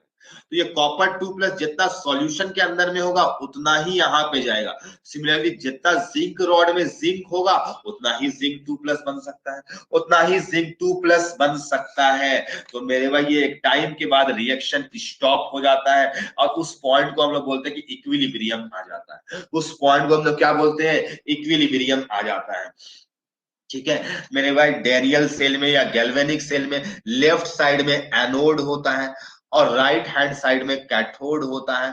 ठीक है, और आपको ये पता होना चाहिए एनोड, एनोड में हमेशा क्या होगा, रिडक्शन होगा, क्योंकि एनोड इन जनरल उस इलेक्ट्रोड को कहा जाता है जिसमें अनायंस आते हैं, और अनायंस के पास में इलेक्ट्रॉन होते हैं, इलेक्ट्रॉन होते हैं तो वो लूज करते हैं, अनायंस जो होते हैं इलेक्ट्रॉन लूज करते हैं, वो गेन नहीं करेंगे मेरे भाई। तो इसीलिए एनोड का मतलब होता है कि ऑक्सीडेशन। तो बुक्स पे कहीं कहीं पे आप पढ़ेंगे तो इस टाइप का वर्ड यूज किया जाता है लोन याद रखने का। ये मेरे पास गैल्वेनिक सेल के लिए लेफ्ट हैंड साइड में गैल्वेनिक सेल में ऑक्सीडेशन होता है, ऑक्सीडेशन होता है, और एनोड होता है, और ये निगेटिव हो जाता है। क्यों निगेटिव हो गया, तो हम बताए कॉपर साइड वाला में पॉजिटिवली चार्ज डेवलप हो जाएगा, पॉजिटिवली चार्ज डेवलप होगा तो यहाँ पे जिंक से जिंक 2+ बनेगा, तो बोलेंगे इलेक्ट्रॉन्स यहाँ पे है, इसमें क्या चीज है, इलेक्ट्रॉन्स निकल रहा है, तो इसलिए निगेटिवली चार्ज दिखाई देगा या पॉजिटिवली चार्ज दिखाई देगा मेरे भाई। तो इस तरीके से इसीलिए बोला जाता है लेफ्ट में ऑक्सीडेशन होगा और एनोड निगेटिव होता है, किसमें, गैल्वेनिक सेल में। इलेक्ट्रोलाइटिक सेल में हम नहीं बात कर रहे हैं मेरे भाई। तो ये बात आप याद रखना, ये एक्स्ट्रा का ट्रिक है या मेमोरी एड है जिसमें याद रख सकते हैं, गैल्वेनिक सेल में, इलेक्ट्रोलाइटिक सेल में हम नहीं बोल रहे हैं। हाँ अब एनोड मेरे भाई, तो आपको ये पता होगा एनोड में वो आयंस आते हैं जो अनायंस होते हैं, इसलिए एनोड नाम होता है। तो यहाँ पर ऑक्सीडेशन टेक्स प्लेस, एनोड में ऑक्सीडेशन होता है। तो सवाल है कि एनोड साइड में इस बार जिंक रखा गया था, तो मेरे भाई जिंक का क्या होगा, ऑक्सीडेशन, और ऑक्सीडेशन का मतलब होता है लॉस ऑफ इलेक्ट्रॉन। तो यहां से भी वेरीफाई हो रहा है कि जिंक क्या देगा, इलेक्ट्रॉन देगा, जिंक क्या देगा, इलेक्ट्रॉन देगा। और मेरे भाई कैथोड में क्या होता है, कैथोड में रिडक्शन होता है, कैथोड में कटायंस आते हैं, इसलिए नाम है कैथोड। तो कटायंस आते हैं, तो कटायंस को क्या चाहिए, इलेक्ट्रॉन्स चाहिए, तो रिडक्शन टेक्स प्लेस, यहाँ पर रिडक्शन होता है। और रिडक्शन का मतलब गेन ऑफ इलेक्ट्रॉन। तो मेरे भाई कॉपर 2+ जो सॉल्यूशन में है, वो 2 इलेक्ट्रॉन जो यहां से आया उसको लेकर के कॉपर्स बना देते हैं। तो इस तरीके से होता है। और मेरे भाई इस दोनों रिएक्शन को जोड़ दोगे, मेरे भाई इस दोनों रिएक्शन को जोड़ दोगे अगर, कैसे जोड़ोगे, इसको सीधा सीधा जोड़ करके लिख दो, तो मेरे भाई जिंक आ जाएगा। जैसे जैसे तुम लोग मैथमेटिक्स में जोड़ते कैसे हो, linear equation, two electron cancel out, इसको जस्ट इक्वल टू समझो, इक्वल टू समझो तो left hand side right hand side cancel out हो जाएगा, और यहाँ पे जिंक 2+ और प्लस Cu बन जाएगा। इसको हम लोग कहते हैं सेल रिएक्शन, इसको क्या कहते हैं, सेल रिएक्शन कहते हैं, इसको क्या कहते हैं, सेल रिएक्शन कहते हैं। ठीक है, ये सेल रिएक्शन होता है। और मेरे में आप सेल रिएक्शन का भी कुछ खासियत है कि सेल रिएक्शन में हम किसको सेल रिएक्शन कहेंगे और किसको सेल रिएक्शन नहीं कहेंगे। तो मेरे पास सेल रिएक्शन उसको कहते हैं जिसमें कोई भी इलेक्ट्रॉन नहीं बचना चाहिए, सारा इलेक्ट्रॉन्स कैंसल आउट हो जाना चाहिए, सारा इलेक्ट्रॉन्स कैंसल आउट होना चाहिए। तो मेरे पास इसका कुछ गैल्वेनिक सेल का कुछ रूल्स है, उसको हम लिख लेते हैं ताकि तुमको समझ में आ जाए। गैल्वेनिक सेल में जैसे लोन भी वर्ड है कि वो भी एक तरह का रूल ही था, जिसमें लेफ्ट में एनोड होगा और उसमें ऑक्सीडेशन होता है और निगेटिव होगा। तो रूल नंबर 1 में क्या होगा मेरे भाई, सीएल रिएक्शन उसको कहेंगे जिसमें कोई भी इलेक्ट्रॉन्स नहीं होगा। Cell reaction is the one in which both in which both oxidation and reduction takes place। मेरे भाई क्या होगा, रेडॉक्स रिएक्शन होगा। सेल रिएक्शन क्या होगा, जिसपे क्या होगा, सेल रिएक्शन उसको कहेंगे जिसमें ऑक्सीडेशन और रिडक्शन दोनों होगा। यानी जिंक का ऑक्सीडेशन हो रहा है, कॉपर का रिडक्शन हो रहा है, तो ऑक्सीडेशन रिडक्शन दोनों होगा, मतलब रिडॉक्स रिएक्शन होगा। रिडॉक्स रिएक्शन होगा and all electrons and no electron should be present and no electron should be present। और उसपे कोई इलेक्ट्रॉन प्रेजेंट नहीं होना चाहिए। नो इलेक्ट्रॉन, कोई भी सेल रिएक्शन हम उसी को कहेंगे जिसमें एक भी इलेक्ट्रॉन दिखाई नहीं दे। हाँ, अब तुमको सर ऊपर वाले को क्या कहेंगे, तो इसको हम लोग कहेंगे ऑक्सीडेशन हाफ। ये हाफ रिएक्शन है मेरे भाई, ये ऑक्सीडेशन हाफ है, और इसको हम लोग बोलेंगे रिडक्शन हाफ बोलेंगे। ठीक है, तो मेरे में ऑक्सीडेशन हाफ या रिडक्शन हाफ में इलेक्ट्रॉन होंगे, लेकिन सेल रिएक्शन में कोई भी इलेक्ट्रॉन्स नहीं मौजूद होंगे। ठीक है, दूसरा पॉइंट मेरे में, एक गैल्वेनिक सेल जो होगा must be a redox reaction. एक galvanic cell must be, cell reaction लिख लो, सेल को बोलना गलत हो जाएगा, must be a redox reaction. ठीक है, must be a redox reaction. Cell reaction जो भी होगा गैल्वेनिक सेल में, वो क्या होगा, रिडॉक्स रिएक्शन होगा। ठीक है, हाँ, कॉमा देकर लिख सकते हो। बोथ ऑक्सीडेशन, यहाँ पे जो बताया जाए अलग अलग कंटेनर में होने चाहिए। Both oxidation and reduction should take place in separate container, in separate container. मेरे भाई ऑक्सीडेशन और रिडक्शन तो होगा दोनों, लेकिन ये ऑक्सीडेशन और रिडक्शन अलग अलग कंटेनर में होना चाहिए, अलग अलग कंटेनर में होना चाहिए। ठीक है, क्या होना चाहिए, अलग अलग कंटेनर में यहां पर होना चाहिए, सेपरेट कंटेनर में होना चाहिए। Should takes place in a separate container. ठीक है, तीसरा बात तुम चाहो तो लिख सकते हो, इसमें फ्लो जो होगा हमेशा इलेक्ट्रॉन का, जाहिर सी बात ऑक्सीडेशन जो होगा वो लेफ्ट साइड में होगा, तो इलेक्ट्रॉन का फ्लो किधर होगा, एनोड से कैथोड। इस पे हमेशा किधर होगा, एनोड टू कैथोड होगा। और मेरे भाई डायरेक्शन ऑफ करंट किधर होगा, वैसे ये तो लाइन समझ में आ ही जाएगा आपको। एनोड में ऑक्सीडेशन होगा तो वो इलेक्ट्रॉन देगा, तो इलेक्ट्रॉन लेफ्ट से राइट फ्लो करेगा, तो डायरेक्शन ऑफ करंट जो होगा कैथोड टू एनोड होगा, कैथोड टू एनोड होगा। तो ये सारी बातें तुम्हें समझ में आनी चाहिए। आई होप ये लाइन क्लियर होगा। एक बार जल्दी से मैं चैट पे रिप्लाई करो कि जितना अभी तक बात बताया क्या वो सारे कॉन्सेप्ट्स क्लियर है, यस या नो। ठीक है,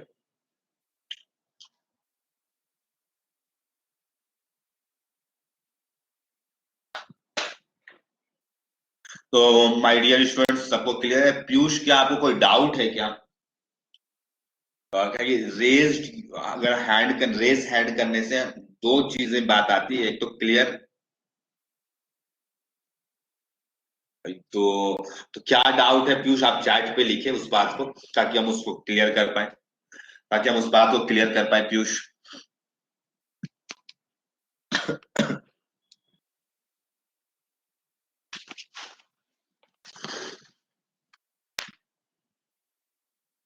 अच्छा, क्लियर है। ठीक है, इसका मतलब आप जब भी रेज करेंगे हैंड तो हम ऐसा समझेंगे कि आपको कॉन्सेप्ट क्लियर है।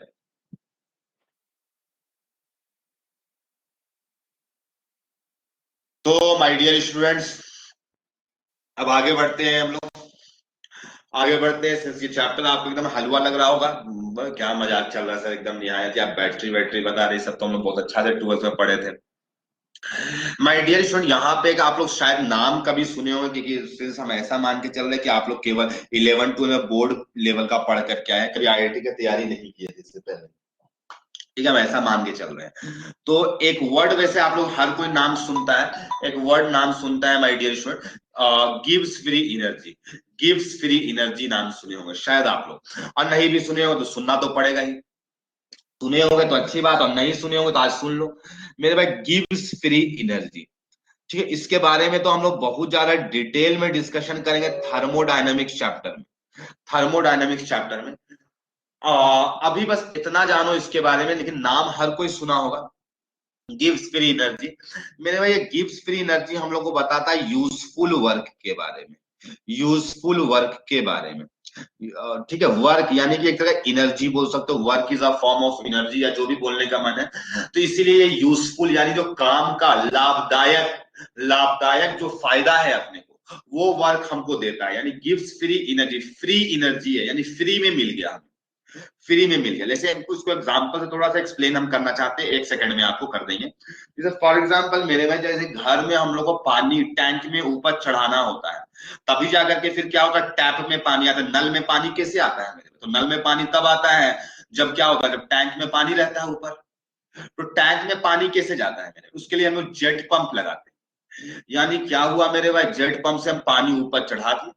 लेट से ऐसा समझो ना कि हमको कहीं से पानी ऊपर पहले ही मिल गया, ऐसा मत समझो कि जेट पंप से चढ़ा है।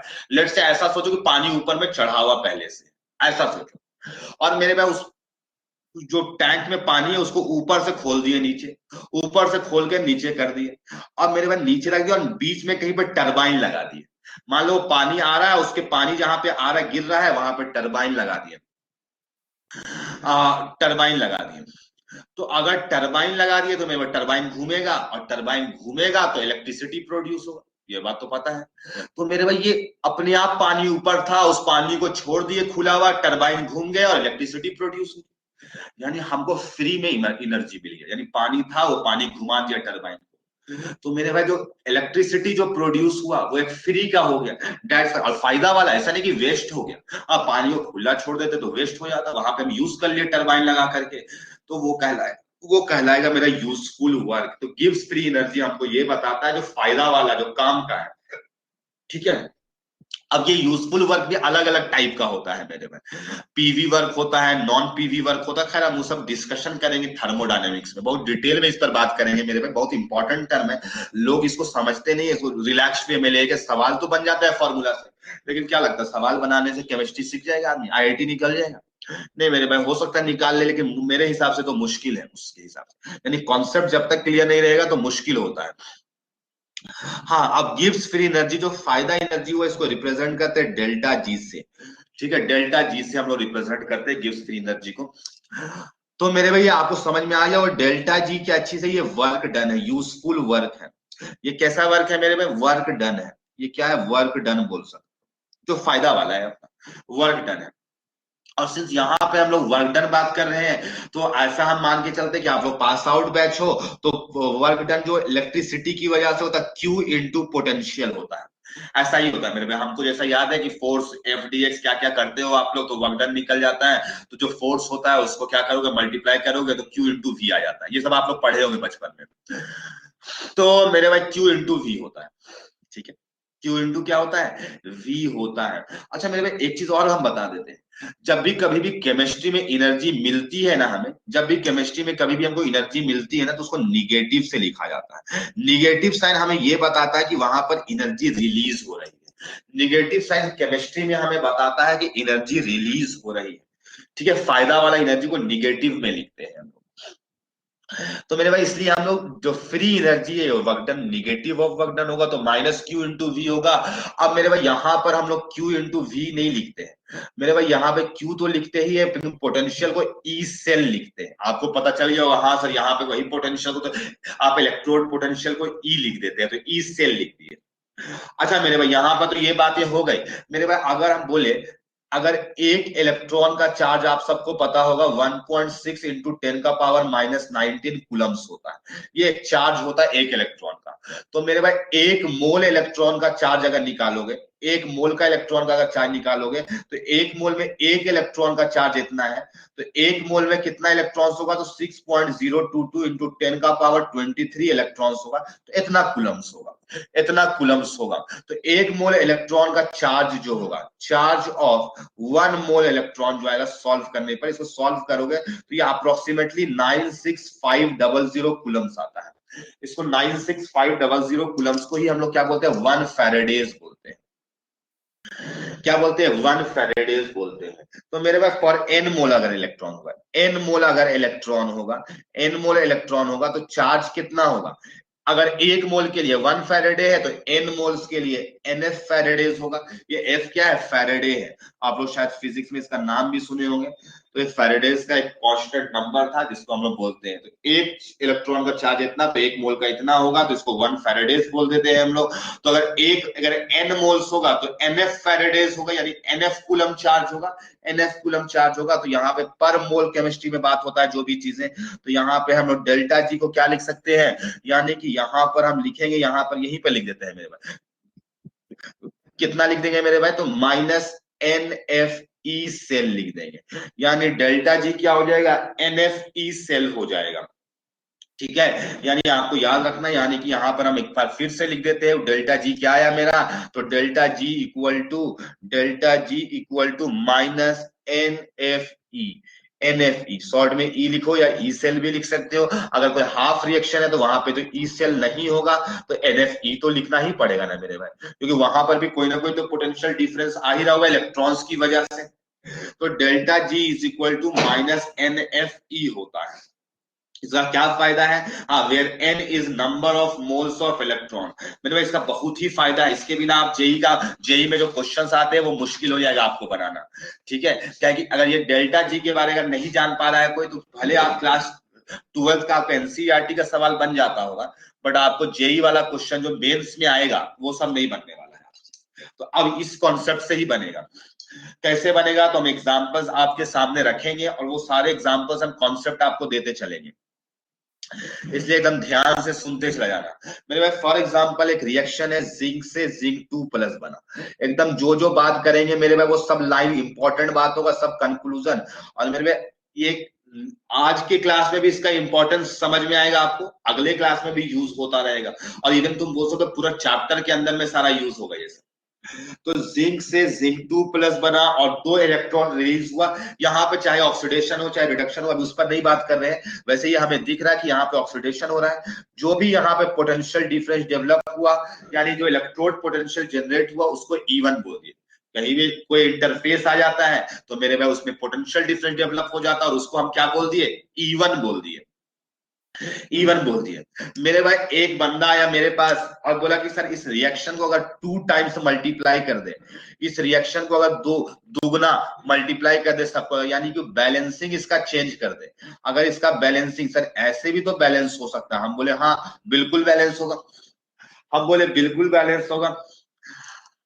तो मेरे भाई क्या यहाँ पर ये जो इसका ये जो नया रिएक्शन है, क्या इसका E2 E1 के बराबर होगा? क्या इस रिएक्शन का E2 जो है, इसका जो मेरे भाई पोटेंशियल डिफरेंस जो डेवलप होगा, वो क्या E2 E1 के बराबर होगा, या E2 is equal to 2 E1 होगा? क्या लगता है तुम्हें, E2 क्या होगा, 2 टाइम्स E1 होगा, या E2 is equal to E1 होगा? इक्वल होगा दोनों, या फिर दुगना होगा E2? क्या लगता है?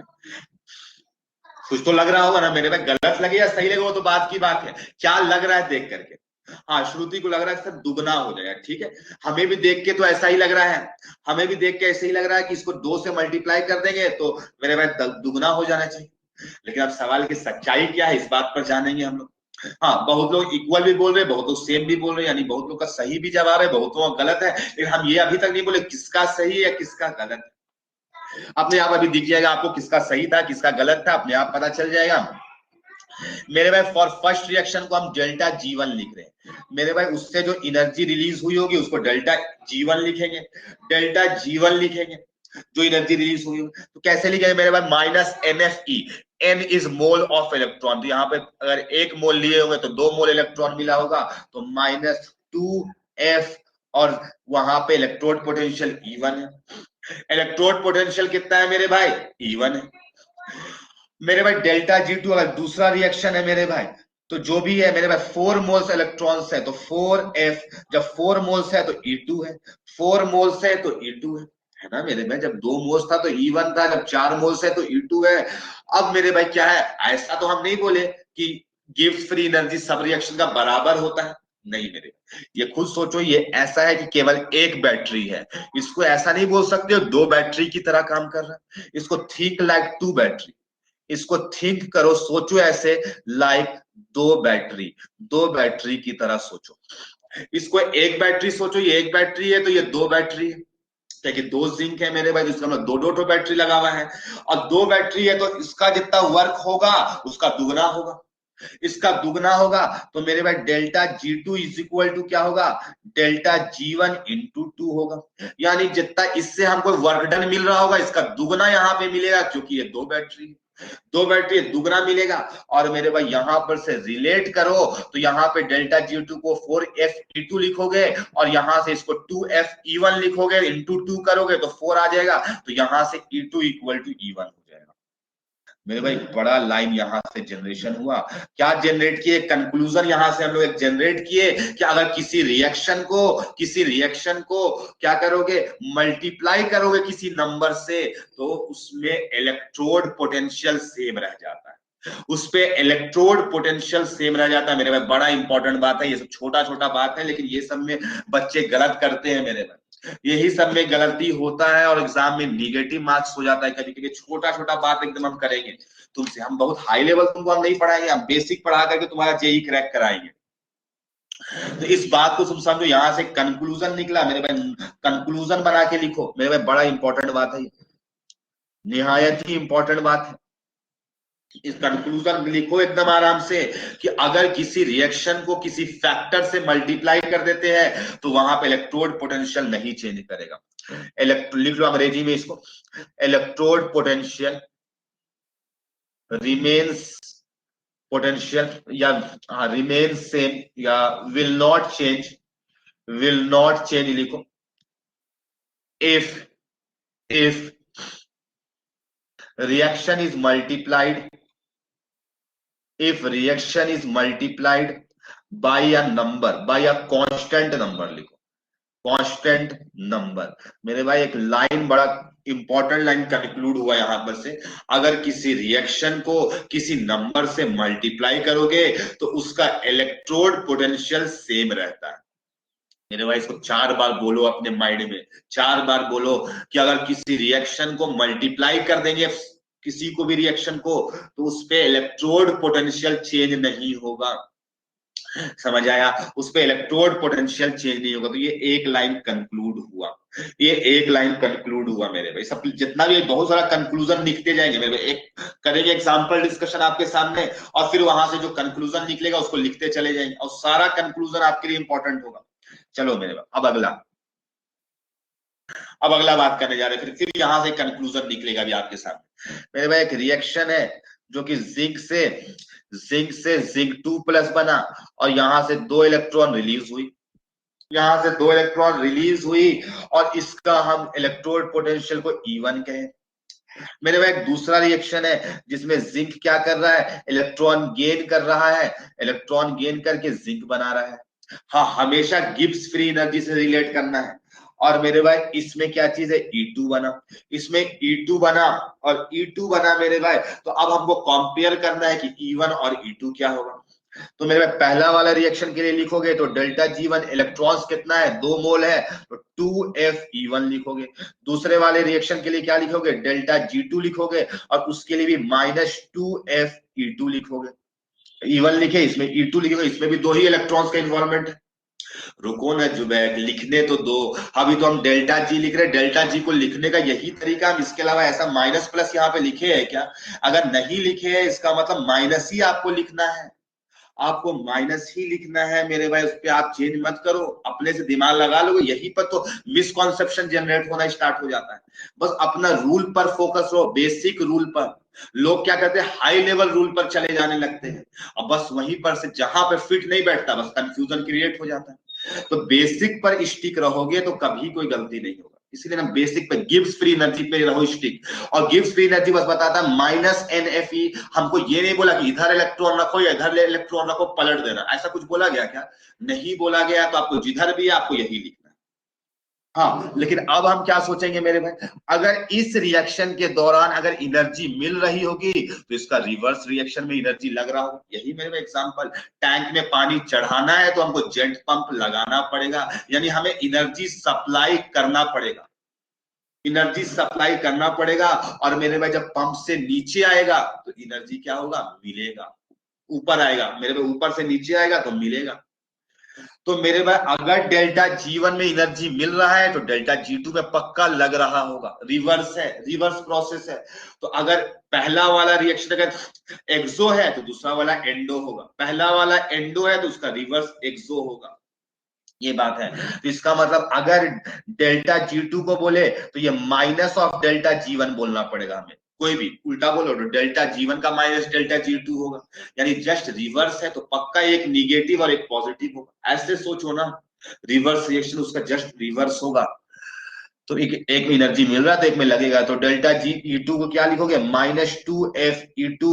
और मेरे भाई डेल्टा G1 को क्या लिखोगे, प्लस प्लस हो जाएगा 2FE1। इसका मतलब यहां से बोल सकते हो कि E2 equal to -E1, E2 equal to -E1। और यहां से एक बड़ा लाइन कंक्लूजन हुआ कि अगर ऑक्सीडेशन निगेटिव है तो रिडक्शन पॉजिटिव हो जाएगा, अगर ऑक्सीडेशन निगेटिव है तो रिडक्शन क्या हो जाएगा, पॉजिटिव हो जाएगा। यानी यहीं पर तुम कंक्लूड कर सकते हो E oxidation equal to -E reduction. वो सेम रिएक्शन के लिए कंक्लूड कर सकते हो। तो मेरे भाई फिर से यहाँ पर एक कंक्लूजन आया।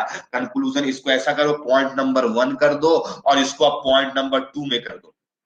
कंक्लूजन नंबर 2 क्या कंक्लूज हुआ मेरे भाई, कि अगर किसी रिएक्शन को रिवर्स डायरेक्शन में लिखो तो इलेक्ट्रोड पोटेंशियल जो नया होगा वो निगेटिव हो जाएगा उसका। तो क्या लिखेंगे मेरे भाई, if a reaction is written या इज रिवर्स्ड, अगर किसी रिएक्शन को रिवर्स कर दोगे देन न्यू इलेक्ट्रोड पोटेंशियल, या फिर ऐसे लिखो शॉर्ट में, then electrode potential new equal to minus time electrode potential initial वाला हो जाएगा। इनिशियल का क्या हो जाएगा, निगेटिव हो जाएगा। ये लाइन कंक्लूड। तो ये कैसे सोचना है मेरे भाई, तो गिब्स फ्री एनर्जी से ही आपको सोचना है। अदरवाइज हम बता देते हैं, जो आपका जेई में क्वेश्चन आएगा जेई यहीं पे फंसा लेता है, यहीं पे फंसाता है मेरे भाई। ऐसा नहीं कि वो बड़ा मुश्किल जगह फंसाता है, नहीं, एकदम बेसिक पर आपको फंसाता है। उसको अच्छे से पता होता है जेई को कि बच्चे को कौन सा कॉन्सेप्ट ढंग से मालूम नहीं। ठीक है, तो आप बेसिक पर स्टिक रहो। चलो मेरे भाई ये 2 पॉइंट्स कंक्लूड हुआ, अभी तक 2 पॉइंट्स कंक्लूड किया, अभी तो बचा हुआ है मेरे भाई कंक्लूजन में। कंक्लूजन निकलते चले जाएगा, एक पॉइंट और आएगा कंक्लूजन का। मेरे भाई हमको एक बार चैट पे रिप्लाई करो, जितना बात अभी तक हम बताए सब कुछ समझ में आ रहा है, यस या नो? ठीक है, वेरी गुड, सबको समझ में आ रहा है। चलो मेरे भाई अगला हम बात करने जा रहे हैं। अब अगला एक, फिर यहां से एक और कंक्लूजन होगा मेरे भाई, एक कंक्लूजन और होगा। चलो उसको बाद में बताएंगे, अभी लेकिन एग्जांपल अभी कर लेते हैं उस जो हम पहले बोलना चाह रहे थे। क्वेश्चन सॉल्व करें सारा एलिमेंट का रिडक्शन पोटेंशियल। अभी फिर आगे बढ़ गया जुबैक, फिर आगे बढ़, तुम एक स्टेप मेरे से आगे जा रहा है। बस यहीं पे गलती होता, तुम लोग को ऐसा लगता है ना कि हमको सब कुछ आता है, लेकिन मेरे भाई रियल मायने में बताए ना, आपको बहुत कुछ नहीं आता है, बहुत कुछ नहीं आता है मेरे। और यही जो नहीं आता है ना, और आपको लगता है ना कि हमको बहुत कुछ आता है, यही वाला जो डिफरेंस जो होता है ना मेरे, यही पे निगेटिव मार्किंग होता है। जिस तरीके से क्या हुआ, इलेक्ट्रोड पोटेंशियल डिफरेंस की वजह से जनरेट हुआ, उसी तरीके से यही डिफरेंस जो होता है ना आपका निगेटिव मार्क करवा देता है। ये छोटा छोटा बात है मेरे में, एकदम छोटा छोटा हम बात कर रहे हैं। कोई ऐसा नहीं कि बड़ा रॉकेट साइंस ये सब बात कर ली है हम आकर के कि एकदम बहुत हाई लेवल का आपको थ्योरी बता रहे हैं, नहीं मेरे में, एकदम छोटा छोटा एकदम बात बता रहे हैं हम आपको। हम आपको नहीं बोले कि रिडक्शन दिया रहेगा कि ऑक्सीडेशन दिया रहेगा, हमको क्या मतलब है क्या दिया हुआ है, हमें तो गिब्स फ्री एनर्जी पे फोकस करना है ना, बस खत्म। इसलिए एकदम चैप्टर के बेसिक पर स्टिक रहो, चाहे कोई भी सब्जेक्ट हो, बेसिक पर ले जाओगे तो चैप्टर आसान लगेगा, और जहां उसको हाई लेवल पर सोचोगे तो गलत हो जाएगा। बस इतना ही सा डिफरेंस होता है मेरे को। ऐसा नहीं है कि आपको नहीं आता था, आपको रियल मायने में पता, आपको जेई का क्वेश्चन देखते होगे तो तुमको नजर आता होगा ये तो कॉन्सेप्ट पढ़ करके आए थे लेकिन मेरे से क्वेश्चन नहीं बन रहा है।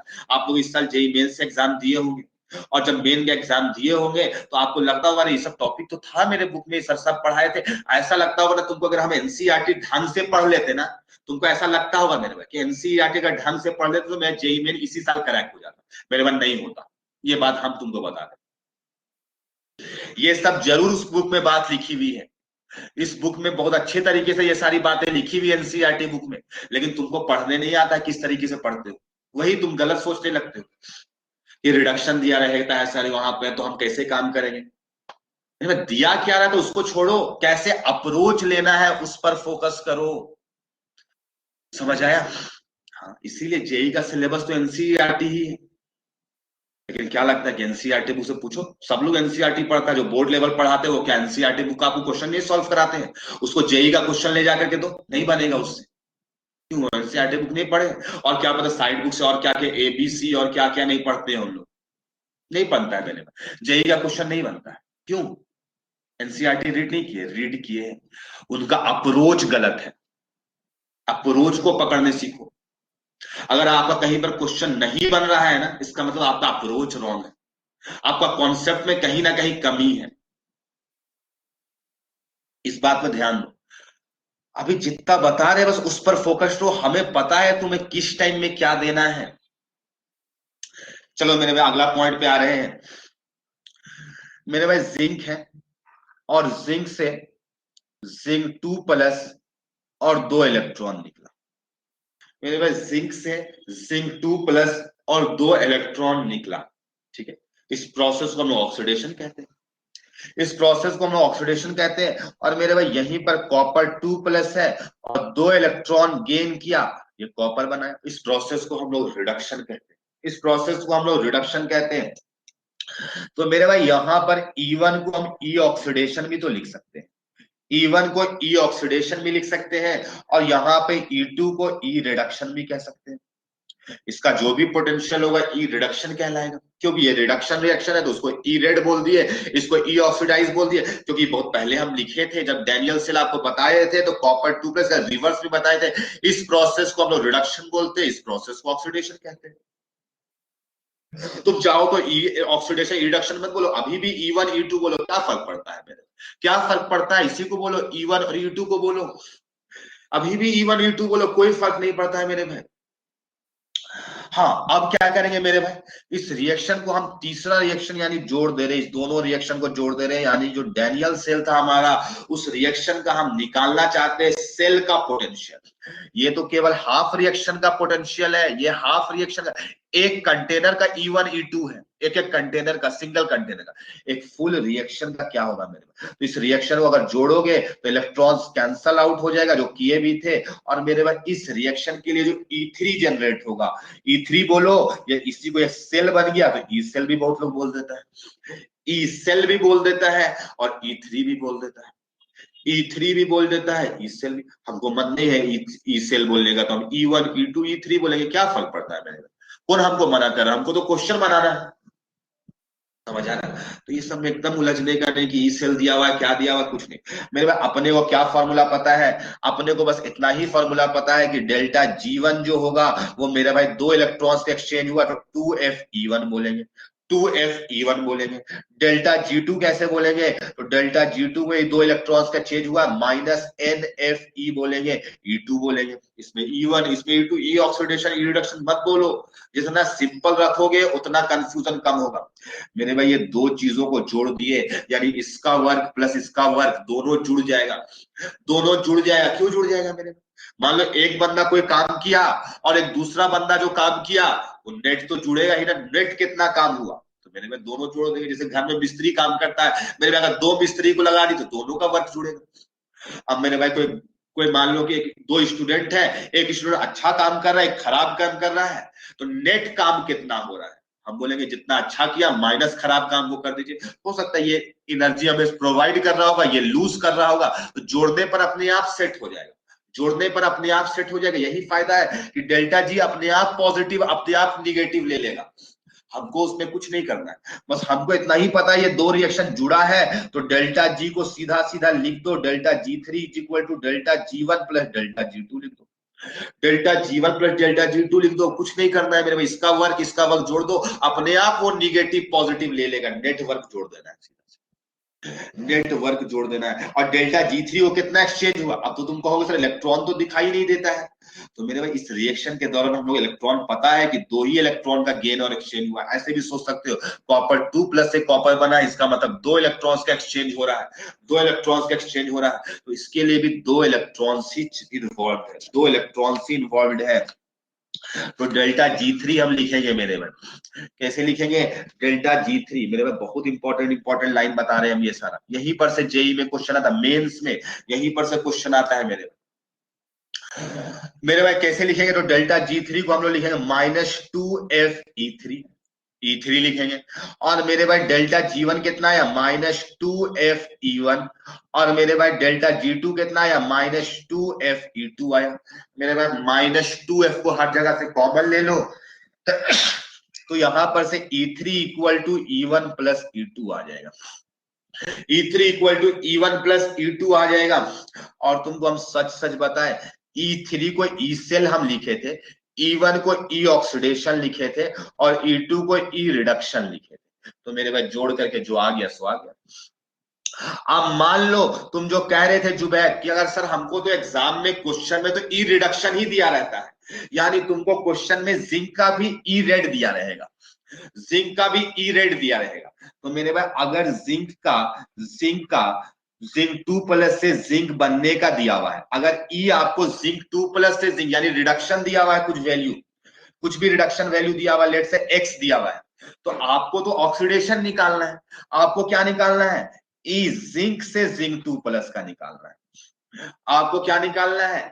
तो अगर रिएक्शन को रिवर्स करते हो तो सेकंड स्टेप क्या चीज था, -x, ये मेरे भाई रिडक्शन है। तो अगर रिडक्शन गिवन है तो इसको अपने आप हम यहाँ पे ऑक्सीडेशन लिखना होता है, तो -x पुट कर देंगे, यानी कि ई रेड, अगर यहाँ पे रिडक्शन कॉपर का हुआ तो कॉपर का लिखेंगे, यहाँ पर अगर रिडक्शन के फॉर्म में लिखोगे तो -ई रेड लिखना पड़ जाएगा।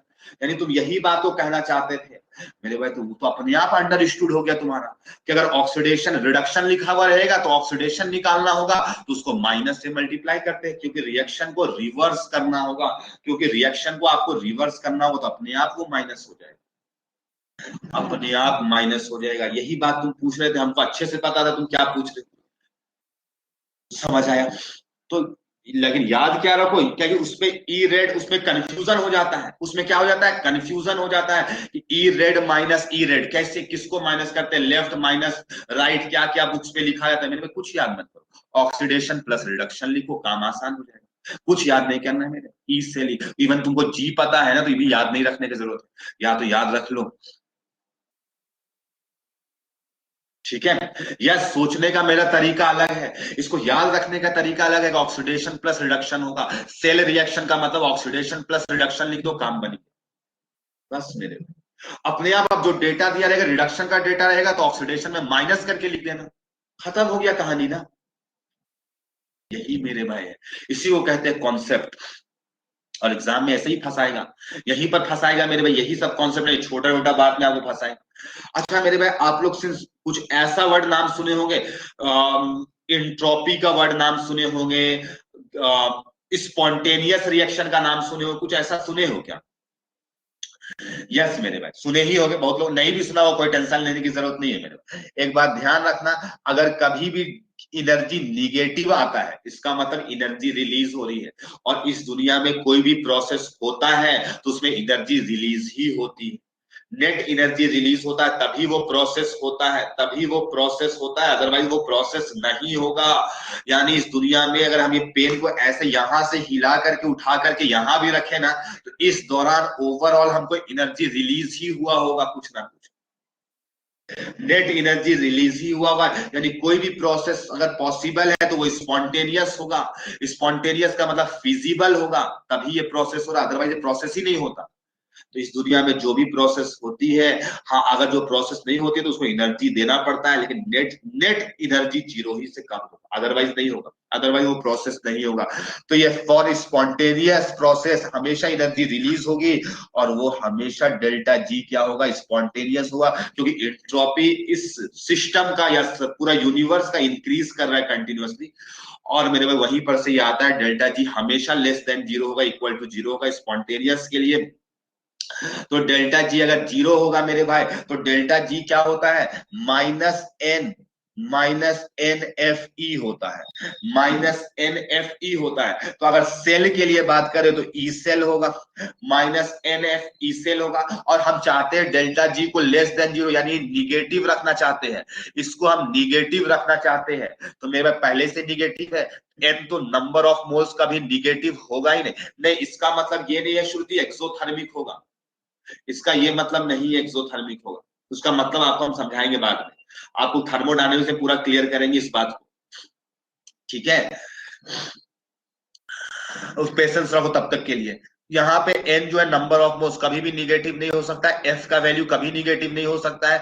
तो मेरे भाई ये लोग पॉजिटिव, और ओवरऑल हमको निगेटिव रखना है, तो निगेटिव तो है ही है, तो ई सेल को भी पॉजिटिव रखना पड़ेगा। यानी वही सेल रिएक्शन पॉसिबल है, वही सेल रिएक्शन पॉसिबल है जिसपे E cell greater than zero आ गया। अगर कभी भी ई सेल का वैल्यू निगेटिव आ रहा है, इसका मतलब उसका रिवर्स रिएक्शन पॉसिबल है, उसका रिवर्स रिएक्शन पॉसिबल है। ये आप याद रखिएगा। अब इसी को कंक्लूजन नंबर 3 है मेरे भाई। अगर किसी रिएक्शन में ई सेल अगर लेस देन जीरो आ रहा तो पक्का उसका रिवर्स कर दीजिएगा, रिएक्शन को पक्का उसका रिवर्स कर दीजिएगा। तो point number 3, E cell must be greater than equal to zero, ठीक है, तभी वो सेल रिएक्शन होगा, अदरवाइज नहीं होगा, अदरवाइज नहीं होगा। तो मेरे भाई हम कुछ क्वेश्चंस दे रहे हैं जिसमें आपको फिजिबल सेल रिएक्शंस बनाने हैं, जो कि एनसीईआरटी बुक में भी आपके कुछ क्वेश्चंस है वैसे। तो हम प्रश्न देने जा रहे हैं, फटाफट आप लोग काम करिएगा। Find E cell and cell reaction. आपको ई सेल भी पता करना है, कैसे पता करेंगे, तो ऐसे पता करेंगे, ऐसे। अगर रिएक्शन को रिवर्स करिएगा, रिएक्शन को पलटिएगा, तो उस ई सेल को भी पलट दीजिएगा, क्योंकि हम बता चुके हैं पॉइंट नंबर 2 में, ठीक है। Find E cell and cell reaction if any two, if any two of the following half cell are connected to form a cell, to form a cell। मेरे भाई कुछ हाफ सेल रिएक्शन दे रहे हैं जिसको आपको जोड़ करके सेल बनाने हैं, जिसको आपको जोड़ करके सेल बनाना है, ठीक है। कितना पॉसिबल सेल्स होगा, और उसका इलेक्ट्रोड पोटेंशियल क्या होगा, सेल का निकालना है। ई एक पार्टिकुलर का नहीं निकाला, वो पार्टिकुलर का तो हम ही देंगे, और फिजिबल सेल बनाना है आपको, ऐसा नहीं कि अंधाधुंध कोई भी बना दिए। तो नहीं, आपको जो बनाना है वो फिजिबल सेल बनाना है, तभी तभी सही कहलाएगा। तो हम आपको 3 रिएक्शन दे, हाँ दो ही रिएक्शन को मिला करके बनाना है, दो ही रिएक्शन को मिला करके बनाना है। तो फटाफट बनाइएगा। जैसे पहला मान लो 3 ठो अभी देंगे हम आपको, 3 रिएक्शन देंगे, तो पहला दूसरा को मिला करके बनाना, दूसरा तीसरा को मिला करके बनाना, पहला तीसरा को मिला करके बनाना, जो कॉम्बिनेशन पॉसिबल है। आई होप ये 3 ही कॉम्बिनेशन पॉसिबल होगा, अदरवाइज रिपीट करेगा। प्लस 2 इलेक्ट्रॉन मेरे पास ई दे देंगे आपको, ई दे देंगे। कॉपर है, कॉपर 2 प्लस प्लस 2 इलेक्ट्रॉन, सबका आपको ऑक्सीडेशन वाला ही दिया हुआ, आपको रिवर्स करना पड़ सकता है, आपको हो सकता है रिवर्स करना पड़ जाए, ठीक है। तो कर देना मेरे में, क्या फर्क पड़ता है, लेकिन रिवर्स इस सेंस में करना कि ओवरऑल जो है, ओवरऑल जो रिएक्शन है वो इसका ई सेल पॉजिटिव है, ग्रेटर देन जीरो है, तभी वो रिएक्शन फिजिबल कहलाएगा। इसका ई का वैल्यू, इसका ई का वैल्यू, इसका ई का वैल्यू, सबका वैल्यू दिया हुआ है। इसका वैल्यू 0.76 वोल्ट होता है मेरे भाई, इसका होता है 0.34 माइनस साइन के साथ होता है मेरे भाई, इसका जो वैल्यू होता है 0.44 वोल्ट होता है, ठीक है। तो बनाओ, इसमें से टोटल 3 सेल्स बनेंगे, उसके फिजिबल सेल्स बनाओ, जल्दी जल्दी बनाओ मेरे भाई, फास्ट बनाना है, लेट नहीं करने का, बिल्कुल नहीं, क्लास बहुत स्लो हो गया है, जल्दी जल्दी बताना है एकदम।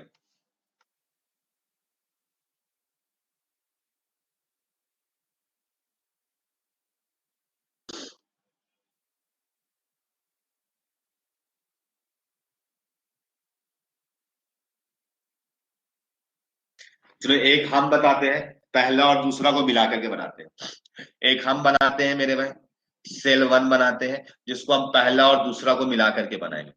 तो माइंड में ही सोच लेंगे किसको घुमाना उलटना है, किसको क्या करना है। सेल रिएक्शन बनाना है, इसका मतलब आपको रिएक्शन को पलटना तो पड़ेगा ताकि इलेक्ट्रॉन्स कैंसल आउट हो जाए। यानी सेल रिएक्शन उसी को कहते हैं जिसमें इलेक्ट्रॉन्स नहीं बचे, जिसमें इलेक्ट्रॉन्स नहीं बचे मेरा, ठीक है, तो इलेक्ट्रॉन्स नहीं बचना चाहिए। तो मेरे में अगर इस रिएक्शन को पलट दोगे और ई तो पहले से वैसा रखोगे तो माइनस में आ जाएगा, सीधा सीधा जोड़ देंगे तो माइनस में आ जाएगा। सीधा तो जोड़ना ही है मेरे में, E1 + E2 कर देना होगा, डेल्टा G3। तो मैं निगेटिव में तो ला नहीं सकते, तो कौन सा रिएक्शन को पलट देंगे, इसको पलट देंगे तो अपने आप पॉजिटिव हो जाएगा। तो इसका मतलब समझ में आ गया कि इसमें क्या होगा, जिंक रखो और सेकेंड वाला रिएक्शन को पलट दो। सेकेंड वाला रिएक्शन को पलटेंगे मेरे में, तो पलटेंगे तो ये इधर हो जाएगा, इलेक्ट्रॉन्स भी कैंसल आउट हो जाएगा, और इलेक्ट्रॉन्स कैंसल आउट हो जाएगा तो इधर बचेगा Zinc 2+ प्लस Cu बचेगा। हाँ, अगर इसका ई सेल निकालेंगे मेरे भाई, तो इसका ई सेल, अगर इसको E1 बोल दो, इसको E2 बोल दो, इसको E3 बोल दो, तो ई सेल जो आएगा E1 + E2, E1, और मेरे भाई इसको रिवर्स किए हैं तो -E2 बोलना पड़ेगा। इस रिएक्शन को रिवर्स किए हैं तो -E2 बोलना पड़ेगा आपको, क्योंकि उस रिएक्शन को उलट दिए हैं मेरे भाई, तो माइनस करके लिखना पड़ेगा। हम आपको बता दें, वैसे तो जोड़ ही रहे हैं लेकिन इसको माइनस में, क्योंकि रिएक्शन को पलटे हैं, तो इसीलिए जोड़ोगे तो मेरे भाई कितना आ जाएगा, 1.1 आ जाएगा। इसीलिए बोला जाता है, आपको बुक्स पे लिखा रहता है कि डैनियल सेल का वोल्टेज कितना होता है, पोटेंशियल कितना होता है, 1.1 वोल्ट होता है। ठीक है, तो आई होप सेल नंबर 1 बन गया। सेल नंबर 2 बनाओ, 2 और 3 से, और हमको बताओ सेल नंबर 2 का ई सेल कितना आएगा। बस हमको ये बताओ, 2 और 3 को जोड़ करके बताओ जल्दी से कि क्या आएगा ई सेल। बस हम इतना ही से समझ जाइए कि आपका सही जवाब है कि नहीं। हाँ, 0.78 आएगा, सिर्फ 2 इलेक्ट्रॉन ही है, 2 ही इलेक्ट्रॉन है, कैंसल आउट करना पड़ेगा, लेकिन किसको पलटेंगे, तो पहला वाले को ही पलटना पड़ेगा, यानी सेकंड रिएक्शन को ही पलटना पड़ेगा। तो Copper 2+ plus Fe given rise to copper, इसको पलट दिए हैं, और Fe किस में जाएगा, Fe2+ में जाएगा। और ई सेल यहाँ पे क्या लिखेंगे, यहाँ पर -E2 होगा, यानी उसी को पलटे है, +E3 होगा। तो जोड़ोगे तो 4 और 3 7, 0.78 आ जाएगा। तो जिसको पलटोगे उसको माइनस करके लिख देना है। एकदम सिंपल वे रखो मेरे भाई, एकदम सिंपल रखो, कोई टेंशन लेने वाली बात नहीं है। ठीक है, सीखो चीजों को क्या कर रहे हैं, जितना सिंपल रखोगे मेरे भाई उतना आसान होगा। चलो एक और बना लेते हैं, 1 + 3 को जोड़ करके, 1 और 3 को जोड़ करके बताओ तो कितना आ जाएगा मेरे भाई। तो 1 और 3 में किसको माइनस करना पड़ेगा, किसको पलटना पड़ेगा, पहला को पलट नहीं सकते, दूसरे को ही पलटना पड़ेगा। दूसरे को पलटेंगे यानी Zinc + Fe2+ होगा, इधर होगा Zinc 2+ प्लस Fe होगा, प्लस Fe होगा। तो यहाँ पे जो ई सेल आएगा तो कैसे लिखेंगे मेरे भाई, पहला वाला रिएक्शन जैसे था वैसे ही रह गया, लेकिन लास्ट वाला रिएक्शन को पलट दिए तो माइनस करना पड़ेगा E3। तो यहाँ पर ई सेल जो आ जाएगा 0.76, तो 0.7 में 0.4 माइनस 0.32 आ जाएगा, 0.32 आ जाएगा, ये हो जाएगा आंसर। तो आई होप सबको अच्छे तरीके से समझ में चीजें आई होगी कि किस तरीके से कॉन्सेप्ट चल रहा है, किस तरीके से सेल बनाना होता है। बस इतना ही बात आपको ध्यान रखना कि ओवरऑल सेल रिएक्शन जो होगा उसका ई सेल का वैल्यू पॉजिटिव होना चाहिए। उसका ई सेल, हाँ, जीरो हो सकता है, जीरो हो सकता है मेरे। ठीक है, तो आई होप ये लाइन तुम्हें क्लियर हो गई होगी मेरे भाई। अब तुमको हम कुछ रिएक्शन देंगे जो सेल रिएक्शन नहीं होगा। सेल रिएक्शन में इलेक्ट्रॉन्स कैंसल आउट हो जाता है। अब हम आपको एक ऐसा रिएक्शन देंगे जिसमें सेल सेल रिएक्शन नहीं होगा। तो सेल रिएक्शन नहीं होगा तो डायरेक्टली जोड़ नहीं सकते हो, डायरेक्टली नहीं जोड़ सकते हो। अभी उस लाइन को भी लिखेंगे थोड़ी देर के बाद लाइन के फॉर्मेट में, लेकिन इस बात को ध्यान रखो, डायरेक्टली नहीं। तो फिर डेल्टा जी वाला ही मेथड है तब, हाँ, डेल्टा जी वाला हर जगह एप्लीकेबल है। तो मेरे भाई क्वेश्चन लिखो, और क्वेश्चन लिखने के बाद आपको बनाना है एक रिएक्शन, एक रिएक्शन बनाना है, और उस पे आपको ऐसा देते हैं कि एक सेल रिएक्शन बनाना है, एक ऐसा क्वेश्चन। तब तो सेल वाला तो आसान हो जाएगा मेरे में, सेल वाला तुम लोग बना ही लेगा। और चलो एक देते हैं फिर भी आपको, थोड़ा सा अच्छा है मेरे में। सेल रिएक्शन बनाना है, सेल रिएक्शन में ओवरऑल इलेक्ट्रॉन्स कैंसल आउट हो जाएगा, 2 इलेक्ट्रॉन्स है। अभी वैसे इसका ई दिए थे हम, इसका E1 लिख लो ऐसे करके, 0.44 वोल्ट। ठीक है, और एक और है मेरे भाई, लेट से कोई एक्स है, कोई एक्स है, हमको नहीं पता ये एक्स क्या है, एक्स क्या है हमको नहीं पता, ये एक्स सॉलिड है और ये एक्स प्लस में और ई माइनस में कन्वर्ट हो रहा है, और इसका E2 गिवन है आपको। इसका E2 गिवन है -1 वोल्ट, -1 वोल्ट गिवन है। तो आपको एक सेल रिएक्शन बनाना है। आपको क्या करना है, एक सेल रिएक्शन बनाना है। उस सेल रिएक्शन का आपको ई सेल बताना है। हमको बताओ उस सेल रिएक्शन का ई सेल कितना होगा। जो नया सेल, इस दोनों के थ्रू जो सेल बनेगा उसका ई सेल कितना आएगा। बस हमको इतना ही तुमको बताना है, ताकि तुम्हारा जितना भी कॉन्सेप्ट बताए हैं अब तक वो सारा यूज हो जाए।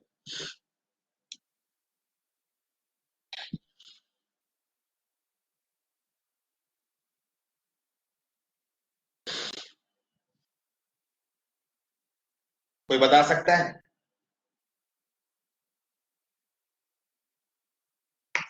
0.34 इज रॉन्ग आंसर। हाँ, सौम्यदीप, शोभित, श्रुति, इन लोगों का सही है। सेल रिएक्शन वो होता है जिसमें इलेक्ट्रॉन्स कैंसल आउट हो जाए मेरे पास। इस रिएक्शन को तो पहले 2 से मल्टीप्लाई करना हो, और मेरे पास सीधा जोड़ दोगे तो कैंसल भी, इलेक्ट्रॉन भी कैंसल नहीं होगा, और ये -2 हो जाएगा। सॉरी, ये तो बदलेगा ही नहीं, क्योंकि मल्टीप्लाई करने से कभी नहीं बदलता है, मल्टीप्लाई करने से ई नहीं बदलता है। ठीक है, ई नहीं बदलेगा। तो मेरे भाई ई तो नहीं बदलेगा, ये तो समझ में आ रहा है। लेकिन हाँ, इसको पलटे कि इसको पलटे, इसको जोड़ोगे सीधा, अगर इसको पलट दोगे तो भी माइनस, तो माइनस में आ जाएगा। कभी ऐसा पॉसिबल है? नहीं मेरे भाई, माइनस वाले को भी पलटना पड़ेगा। यानी इसको क्या करना पड़ेगा, 2x+ लिखना पड़ेगा, प्लस साथ में Fp वाला नहीं रिएक्शन पलटेगा, वो Fp2+ में और x में जाएगा। इससे इस रिएक्शन को पलटे हो तो क्या लिखना पड़ेगा, E1 तो वैसे के वैसे ही लिखा गया, लेकिन इसको पलटे हो तो ये -E2 लिखना पड़ेगा। और माइनस करोगे तो ये कितना आ जाएगा, ई सेल यहाँ पर 1.44 वोल्ट आ जाएगा, 1.44 वोल्ट आ जाएगा। ठीक है, बहुतों ने बहुत अच्छा जवाब दिया मेरे में। चलो यहाँ पे तो ये खैर सेल रिएक्शन था, कोई जरूरी नहीं कि हमेशा सेल रिएक्शन हो। और अगर सेल रिएक्शन नहीं होगा तो आप केवल और केवल गिब्स एनर्जी वाला रिलेशन लगा सकते हैं, NFE वाला। हर रिएक्शन के लगाना होगा, इसके लिए अलग, इसके लिए अलग, इसके लिए अलग। पता है, इसमें भी लगा सकते थे। गिब्स फ्री एनर्जी वाला हर जगह पे एप्लीकेबल है मेरे में, गिव्स फ्री एनर्जी वाला हर जगह पे एप्लीकेबल है। तो अब हम एक ऐसा रिएक्शन दे रहे हैं मेरे भाई, ये कॉपर बनाया, और मेरे भाई यहाँ पर जो है कॉपर से कॉपर प्लस प्लस इलेक्ट्रॉन बना, और यहाँ पे आपको एक नया रिएक्शन लिखा हुआ है जोड़ करके। यहाँ पे ई सेल है या नहीं हमको नहीं पता, ये ई सेल है या नहीं, ठीक है, लेकिन हाँ बस ऐसे करके जोड़ करके लिखा हुआ है।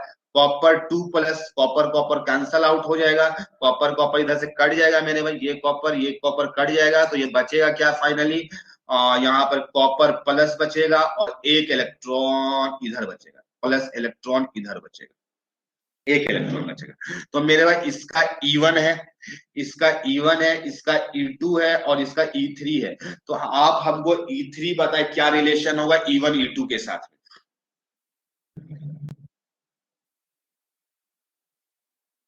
E1 आपको उस फॉर्म में लिखा रहेगा, जैसे मान लो कॉपर 2+ से कॉपर, तो आप समझ जाएंगे कि इसका मतलब कॉपर 2+ से कॉपर बनने का दिया हुआ है। ठीक है, ठीक है जुबैर। हाँ, अगर कॉपर से कॉपर 2+ बन रहा हुआ, इसका मतलब भी आप समझ जाएंगे कॉपर से कॉपर 2+ बनने का दिया हुआ है। तो क्वेश्चन में वो अंडरस्टूड होता है, आप देखना कभी NCERT पलट करके, उस पर आपको मेंशन रहेगा मेरे में। शोभित, गड़बड़ है आपका आंसर, डायरेक्टली कैसे जोड़ दिए आप मेरे भाई, ये एक सेल रिएक्शन नहीं है, थर्ड वाला सेल रिएक्शन नहीं है। अगर सेल रिएक्शन नहीं होगा तो आप गिव्स फ्री एनर्जी लगाएंगे। तो मेरे भाई यहाँ पे यही गलती हो जाता है, रिएक्शन तो जोड़ा गया है तो वर्क डन तो जुड़ेगा, लेकिन मेरे भाई डायरेक्टली E1 + E2 हो जाएगा ऐसा कोई गारंटी नहीं है। तो यहाँ पे -2F E1 लिखोगे, डेल्टा G2 को क्या लिखोगे, एक ही इलेक्ट्रॉन है तो -FE2 लिखोगे, तो डेल्टा G3 को क्या लिखोगे, डेल्टा G3 को भी लिखेंगे मेरे भाई, लेकिन इतना तो लिखोगे ना, डेल्टा G1 + डेल्टा G2। और इसमें कितना इलेक्ट्रॉन्स का इन्वॉल्वमेंट है, केवल एक इलेक्ट्रॉन्स का इन्वॉल्वमेंट है, तो Fe3 इक्वल टू -2Fe1 और -Fe2। तो यहां से आप सॉल्व करोगे तो माइनस माइनस कैंसल आउट होगा, तो E3 equal to +E1, E3 is equal to 2E1 +E2 आ जाएगा। तो मेरा भाई ये आएगा आंसर फाइनली। एक लाइन यहाँ पर से कंक्लूजन लिख रहे हैं, हाँ रितु का जवाब सही है, रितु का जवाब सही है, सौम्यदीप का भी सही है। Rishikesh G1 equal to G2 + G3 क्या लिख रहा है, ऐसा कैसे हो सकता है G1 equal to G1 G2 plus G3? ऐसा नहीं होगा, ये होगा मेरे भाई। तो दो रिएक्शन इस दोनों को जोड़े थे ना, तो वर्क डन भी उसी दोनों का जुड़ेगा ना, कि उल्टा सीधा काम मत करो। हाँ मेरे भाई, वेन, अब लिखो वेन टू और मोर रिएक्शंस, वेन दो या दो से ज्यादा मोर रिएक्शंस आर एडेड, अगर दो या दो जहां से ज्यादा रिएक्शन को ऐड किया गया और सब्ट्रैक्टेड, हो सकता है सब्ट्रैक्ट कर दिया जाए, कुछ भी हो सकता है, then use, then find E cell, ऐसे लिखो, then find E cell using delta G. ठीक है मेरे भाई, डेल्टा जी से निकालने की कोशिश करो। ई सेल नहीं मेरे भाई, then and then find E, then find E, E net लिखो, ई नेट, ई नेट लिखो, नेट ई लिखो यूजिंग डेल्टा जी। ठीक है, when two or more reactions are added or subtracted, then find e net, net लिखे है इसको, using delta g। ठीक है, डायरेक्टली एडिशन ऐसे भी लिख सकते हो, directly addition takes place, takes place in case of cell reaction, in case of cell reaction. मेरे पास सेल रिएक्शन में डायरेक्टली कर सकते हो, वरना डेल्टा जी वहां पे भी लगा सकते हो, कोई दिक्कत नहीं है, लेकिन अदरवाइज आप नहीं लगा सकते हो, अदरवाइज नहीं लगा सकते हो, समझ आया? तो आप यूज करना यूजिंग डेल्टा जी से निकालना, अदरवाइज नहीं निकालना। तो मेरे भाई एक क्वेश्चन हम देने जा रहे हैं आपको, आपके सामने भी हम 5-10 मिनट क्लास को एक्सटेंड करेंगे, ठीक है, क्योंकि जितना हमको पढ़ाना था मेरे भाई उससे बहुत कम पढ़ाई हो पाया है। तो मेरे भाई हम आपको कुछ दे रहे हैं मेरे भाई, ठीक है, और उसको आप अभी बनाएंगे, ठीक है। तो मेरे भाई क्वेश्चन है जो आपको लिखा हुआ है ऐसे, आपको क्वेश्चन इस तरीके से लिखा हुआ कि Fe3 प्लस से Fe2 प्लस बनने का ई दिया हुआ है आपको, ये दिया हुआ 1 वोल्ट, 1 वोल्ट लिखा हुआ है, ठीक है मेरे भाई। और आपको लिखा हुआ है Fe2, इसको आपको रिप्रेजेंट करना पड़ेगा रिएक्शन के टाइम में, इसको मतलब होता है मेरे भाई Fe3 प्लस से Fe2 प्लस बन रहा है, समझ आया? इस टाइप से आपको रिप्रेजेंट करना पड़ेगा। ये है 0.75 वोल्ट, ठीक है। तो आपको बोला गया फाइंड करो, फाइंड करना है मेरे भाई ई ऑफ Fe3 प्लस से Fe निकालना है, Fe3 प्लस से Fe का निकालना, यानी आपको सब इंफॉर्मेशन गिवन है, आपको रिएक्शन के फॉर्म में रिप्रेजेंट करना पड़ेगा, और किस तरीके से जोड़ा घटाया गया आप करो उसको, दिमाग लगाओ बन जाएगा कुछ, दिमाग लगाओ बन जाएगा। फाइनली हमको बताओ ई क्या आएगा।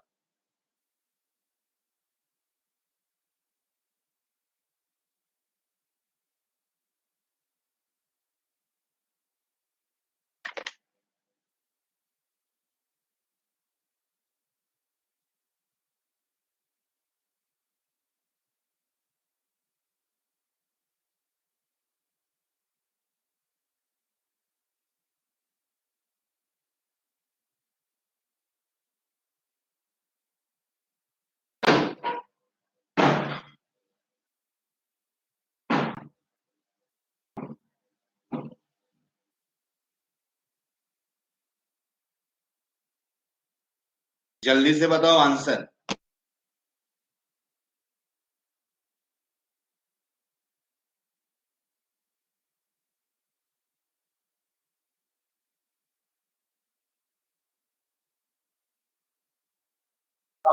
आंसर क्या आएगा? फ्रैक्शन में ही बता दो, फ्रैक्शन में अगर निकल रहा तो फ्रैक्शन में ही बताओ।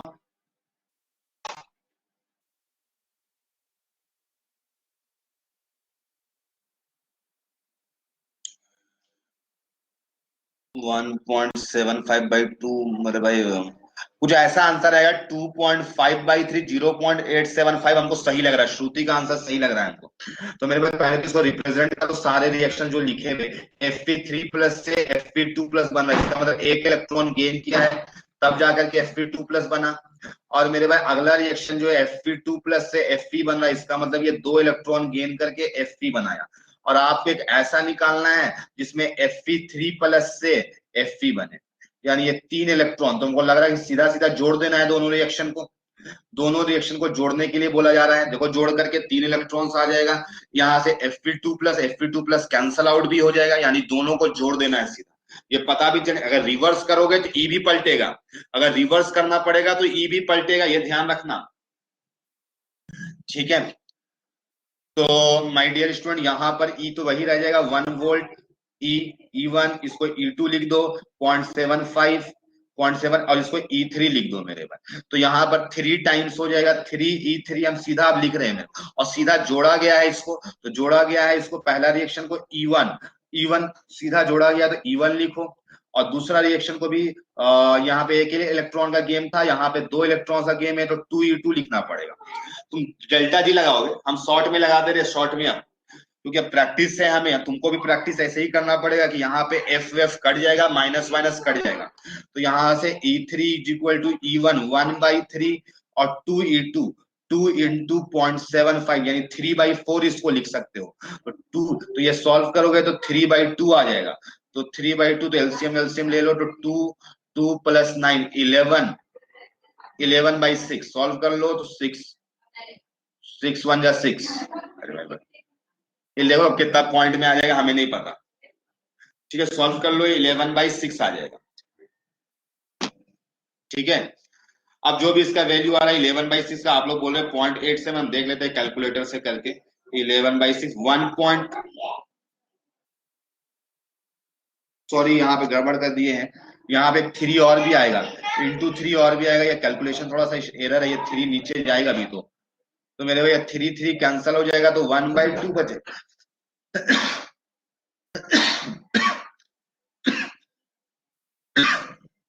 5/6 आएगा, 5/6 आएगा, तो 0.83 आएगा मेरे पास, 0.83 आएगा, 87 नहीं आएगा, 0.83 आएगा। कैलकुलेशन सही से करो। ठीक है, तो my dear student, I hope ये सारे लाइंस तुम्हें अच्छे तरीके से समझ में आ रहे होंगे। अब तुम्हें किसी भी टाइप का कंफ्यूजन नहीं होना चाहिए। ठीक है, ई सेल निकालना होगा तब तुम डायरेक्टली कर सकते हो, ई सेल निकालना होगा तब तुम डायरेक्टली कर सकते हो, अदरवाइज तुम डायरेक्टली नहीं कर सकते हो, अदरवाइज तुम डायरेक्टली नहीं कर सकते हो। मेरे भाई एक और प्रश्न हम देने जा रहे हैं। ठीक है, एक और प्रश्न इसी टाइप का हम देने जा रहे हैं, आप लोग बनाना इसको। हाँ, यहाँ पे ये इस क्वेश्चन को हमें लगता है कि हमें ही बताना होगा। Cr2O7 2- से यहाँ पर Cr3+ बनने का आपको दिया गया, यहाँ पे Cr3+ बनने का दिया हुआ 1.4, और मेरे भाई क्रोमियम से क्रोमियम 3+ बनने का भी आपको दिया गया है -0.25, और आपको निकालना है ई Cr2O7 2- से लेकर के क्रोमियम तक का, ये निकालना है, ये निकालना है, लेकिन इसको हमको बताना पड़ेगा क्योंकि तुम शायद इलेक्ट्रॉन्स का एक्सचेंज तुम नहीं डायरेक्टली समझ पाओगे यहाँ। हाँ, बहुत सारा मेथड है मेरे भाई, या तो रिएक्शन को बैलेंस करो और बैलेंस करके पता करो, बैलेंस करो और बैलेंस करके पता करो, या फिर एन फैक्टर वाला मेथड है, या फिर एन फैक्टर वाला, आसान तो एन फैक्टर वाला ही है।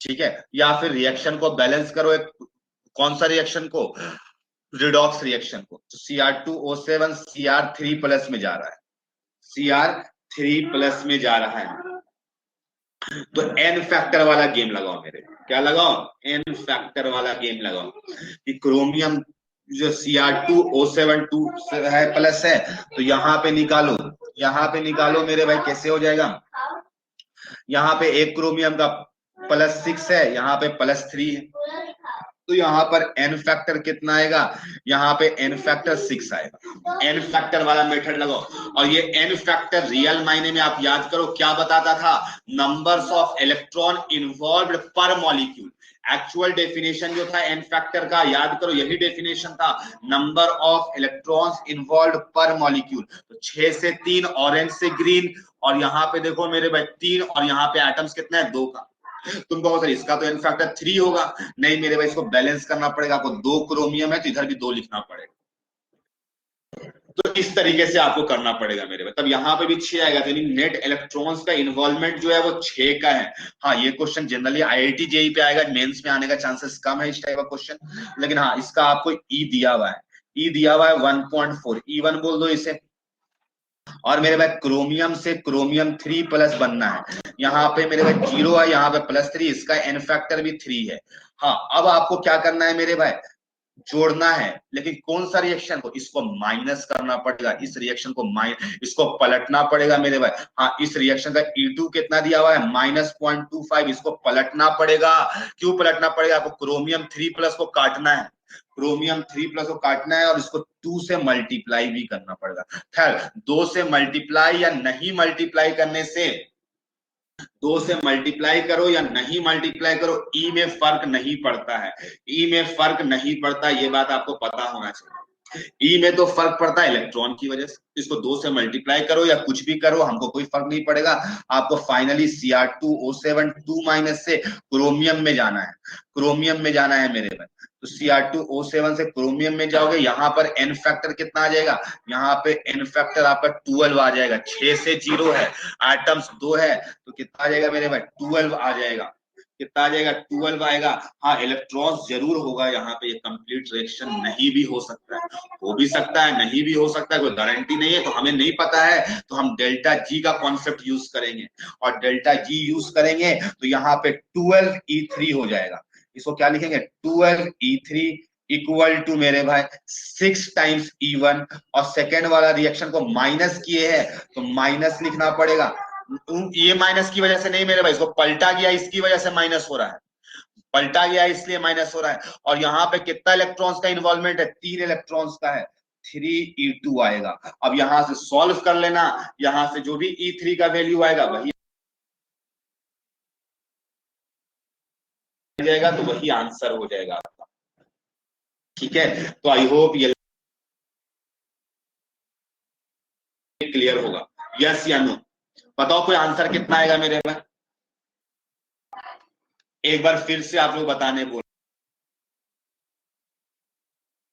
आपको, क्योंकि एन फैक्टर है। या फिर बैलेंस करो, हाइड्रोजन ऑक्सीजन को लेकर के बैलेंस करो, दो मेथड है मेरे में। तुम कहोगे सर वो भी बता दीजिए, तो लो वो भी बता दे।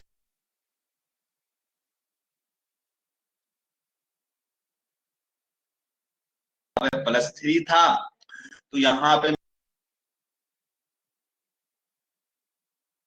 2 है तो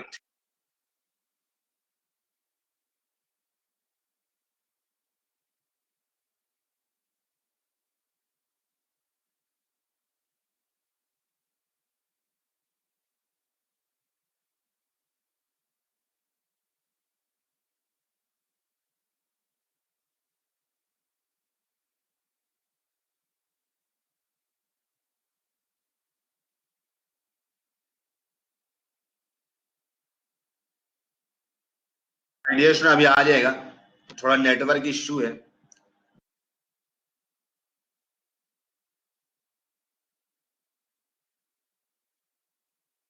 फिर से रिपीट कर दे रहे हैं, शायद आप लोग नोट किए होंगे कॉपी में। तो हम बता रहे हैं क्या, क्रोमियम जो है, क्रोमियम जो है यहाँ पे एन फैक्टर निकाले, एन तो निकालने होगा।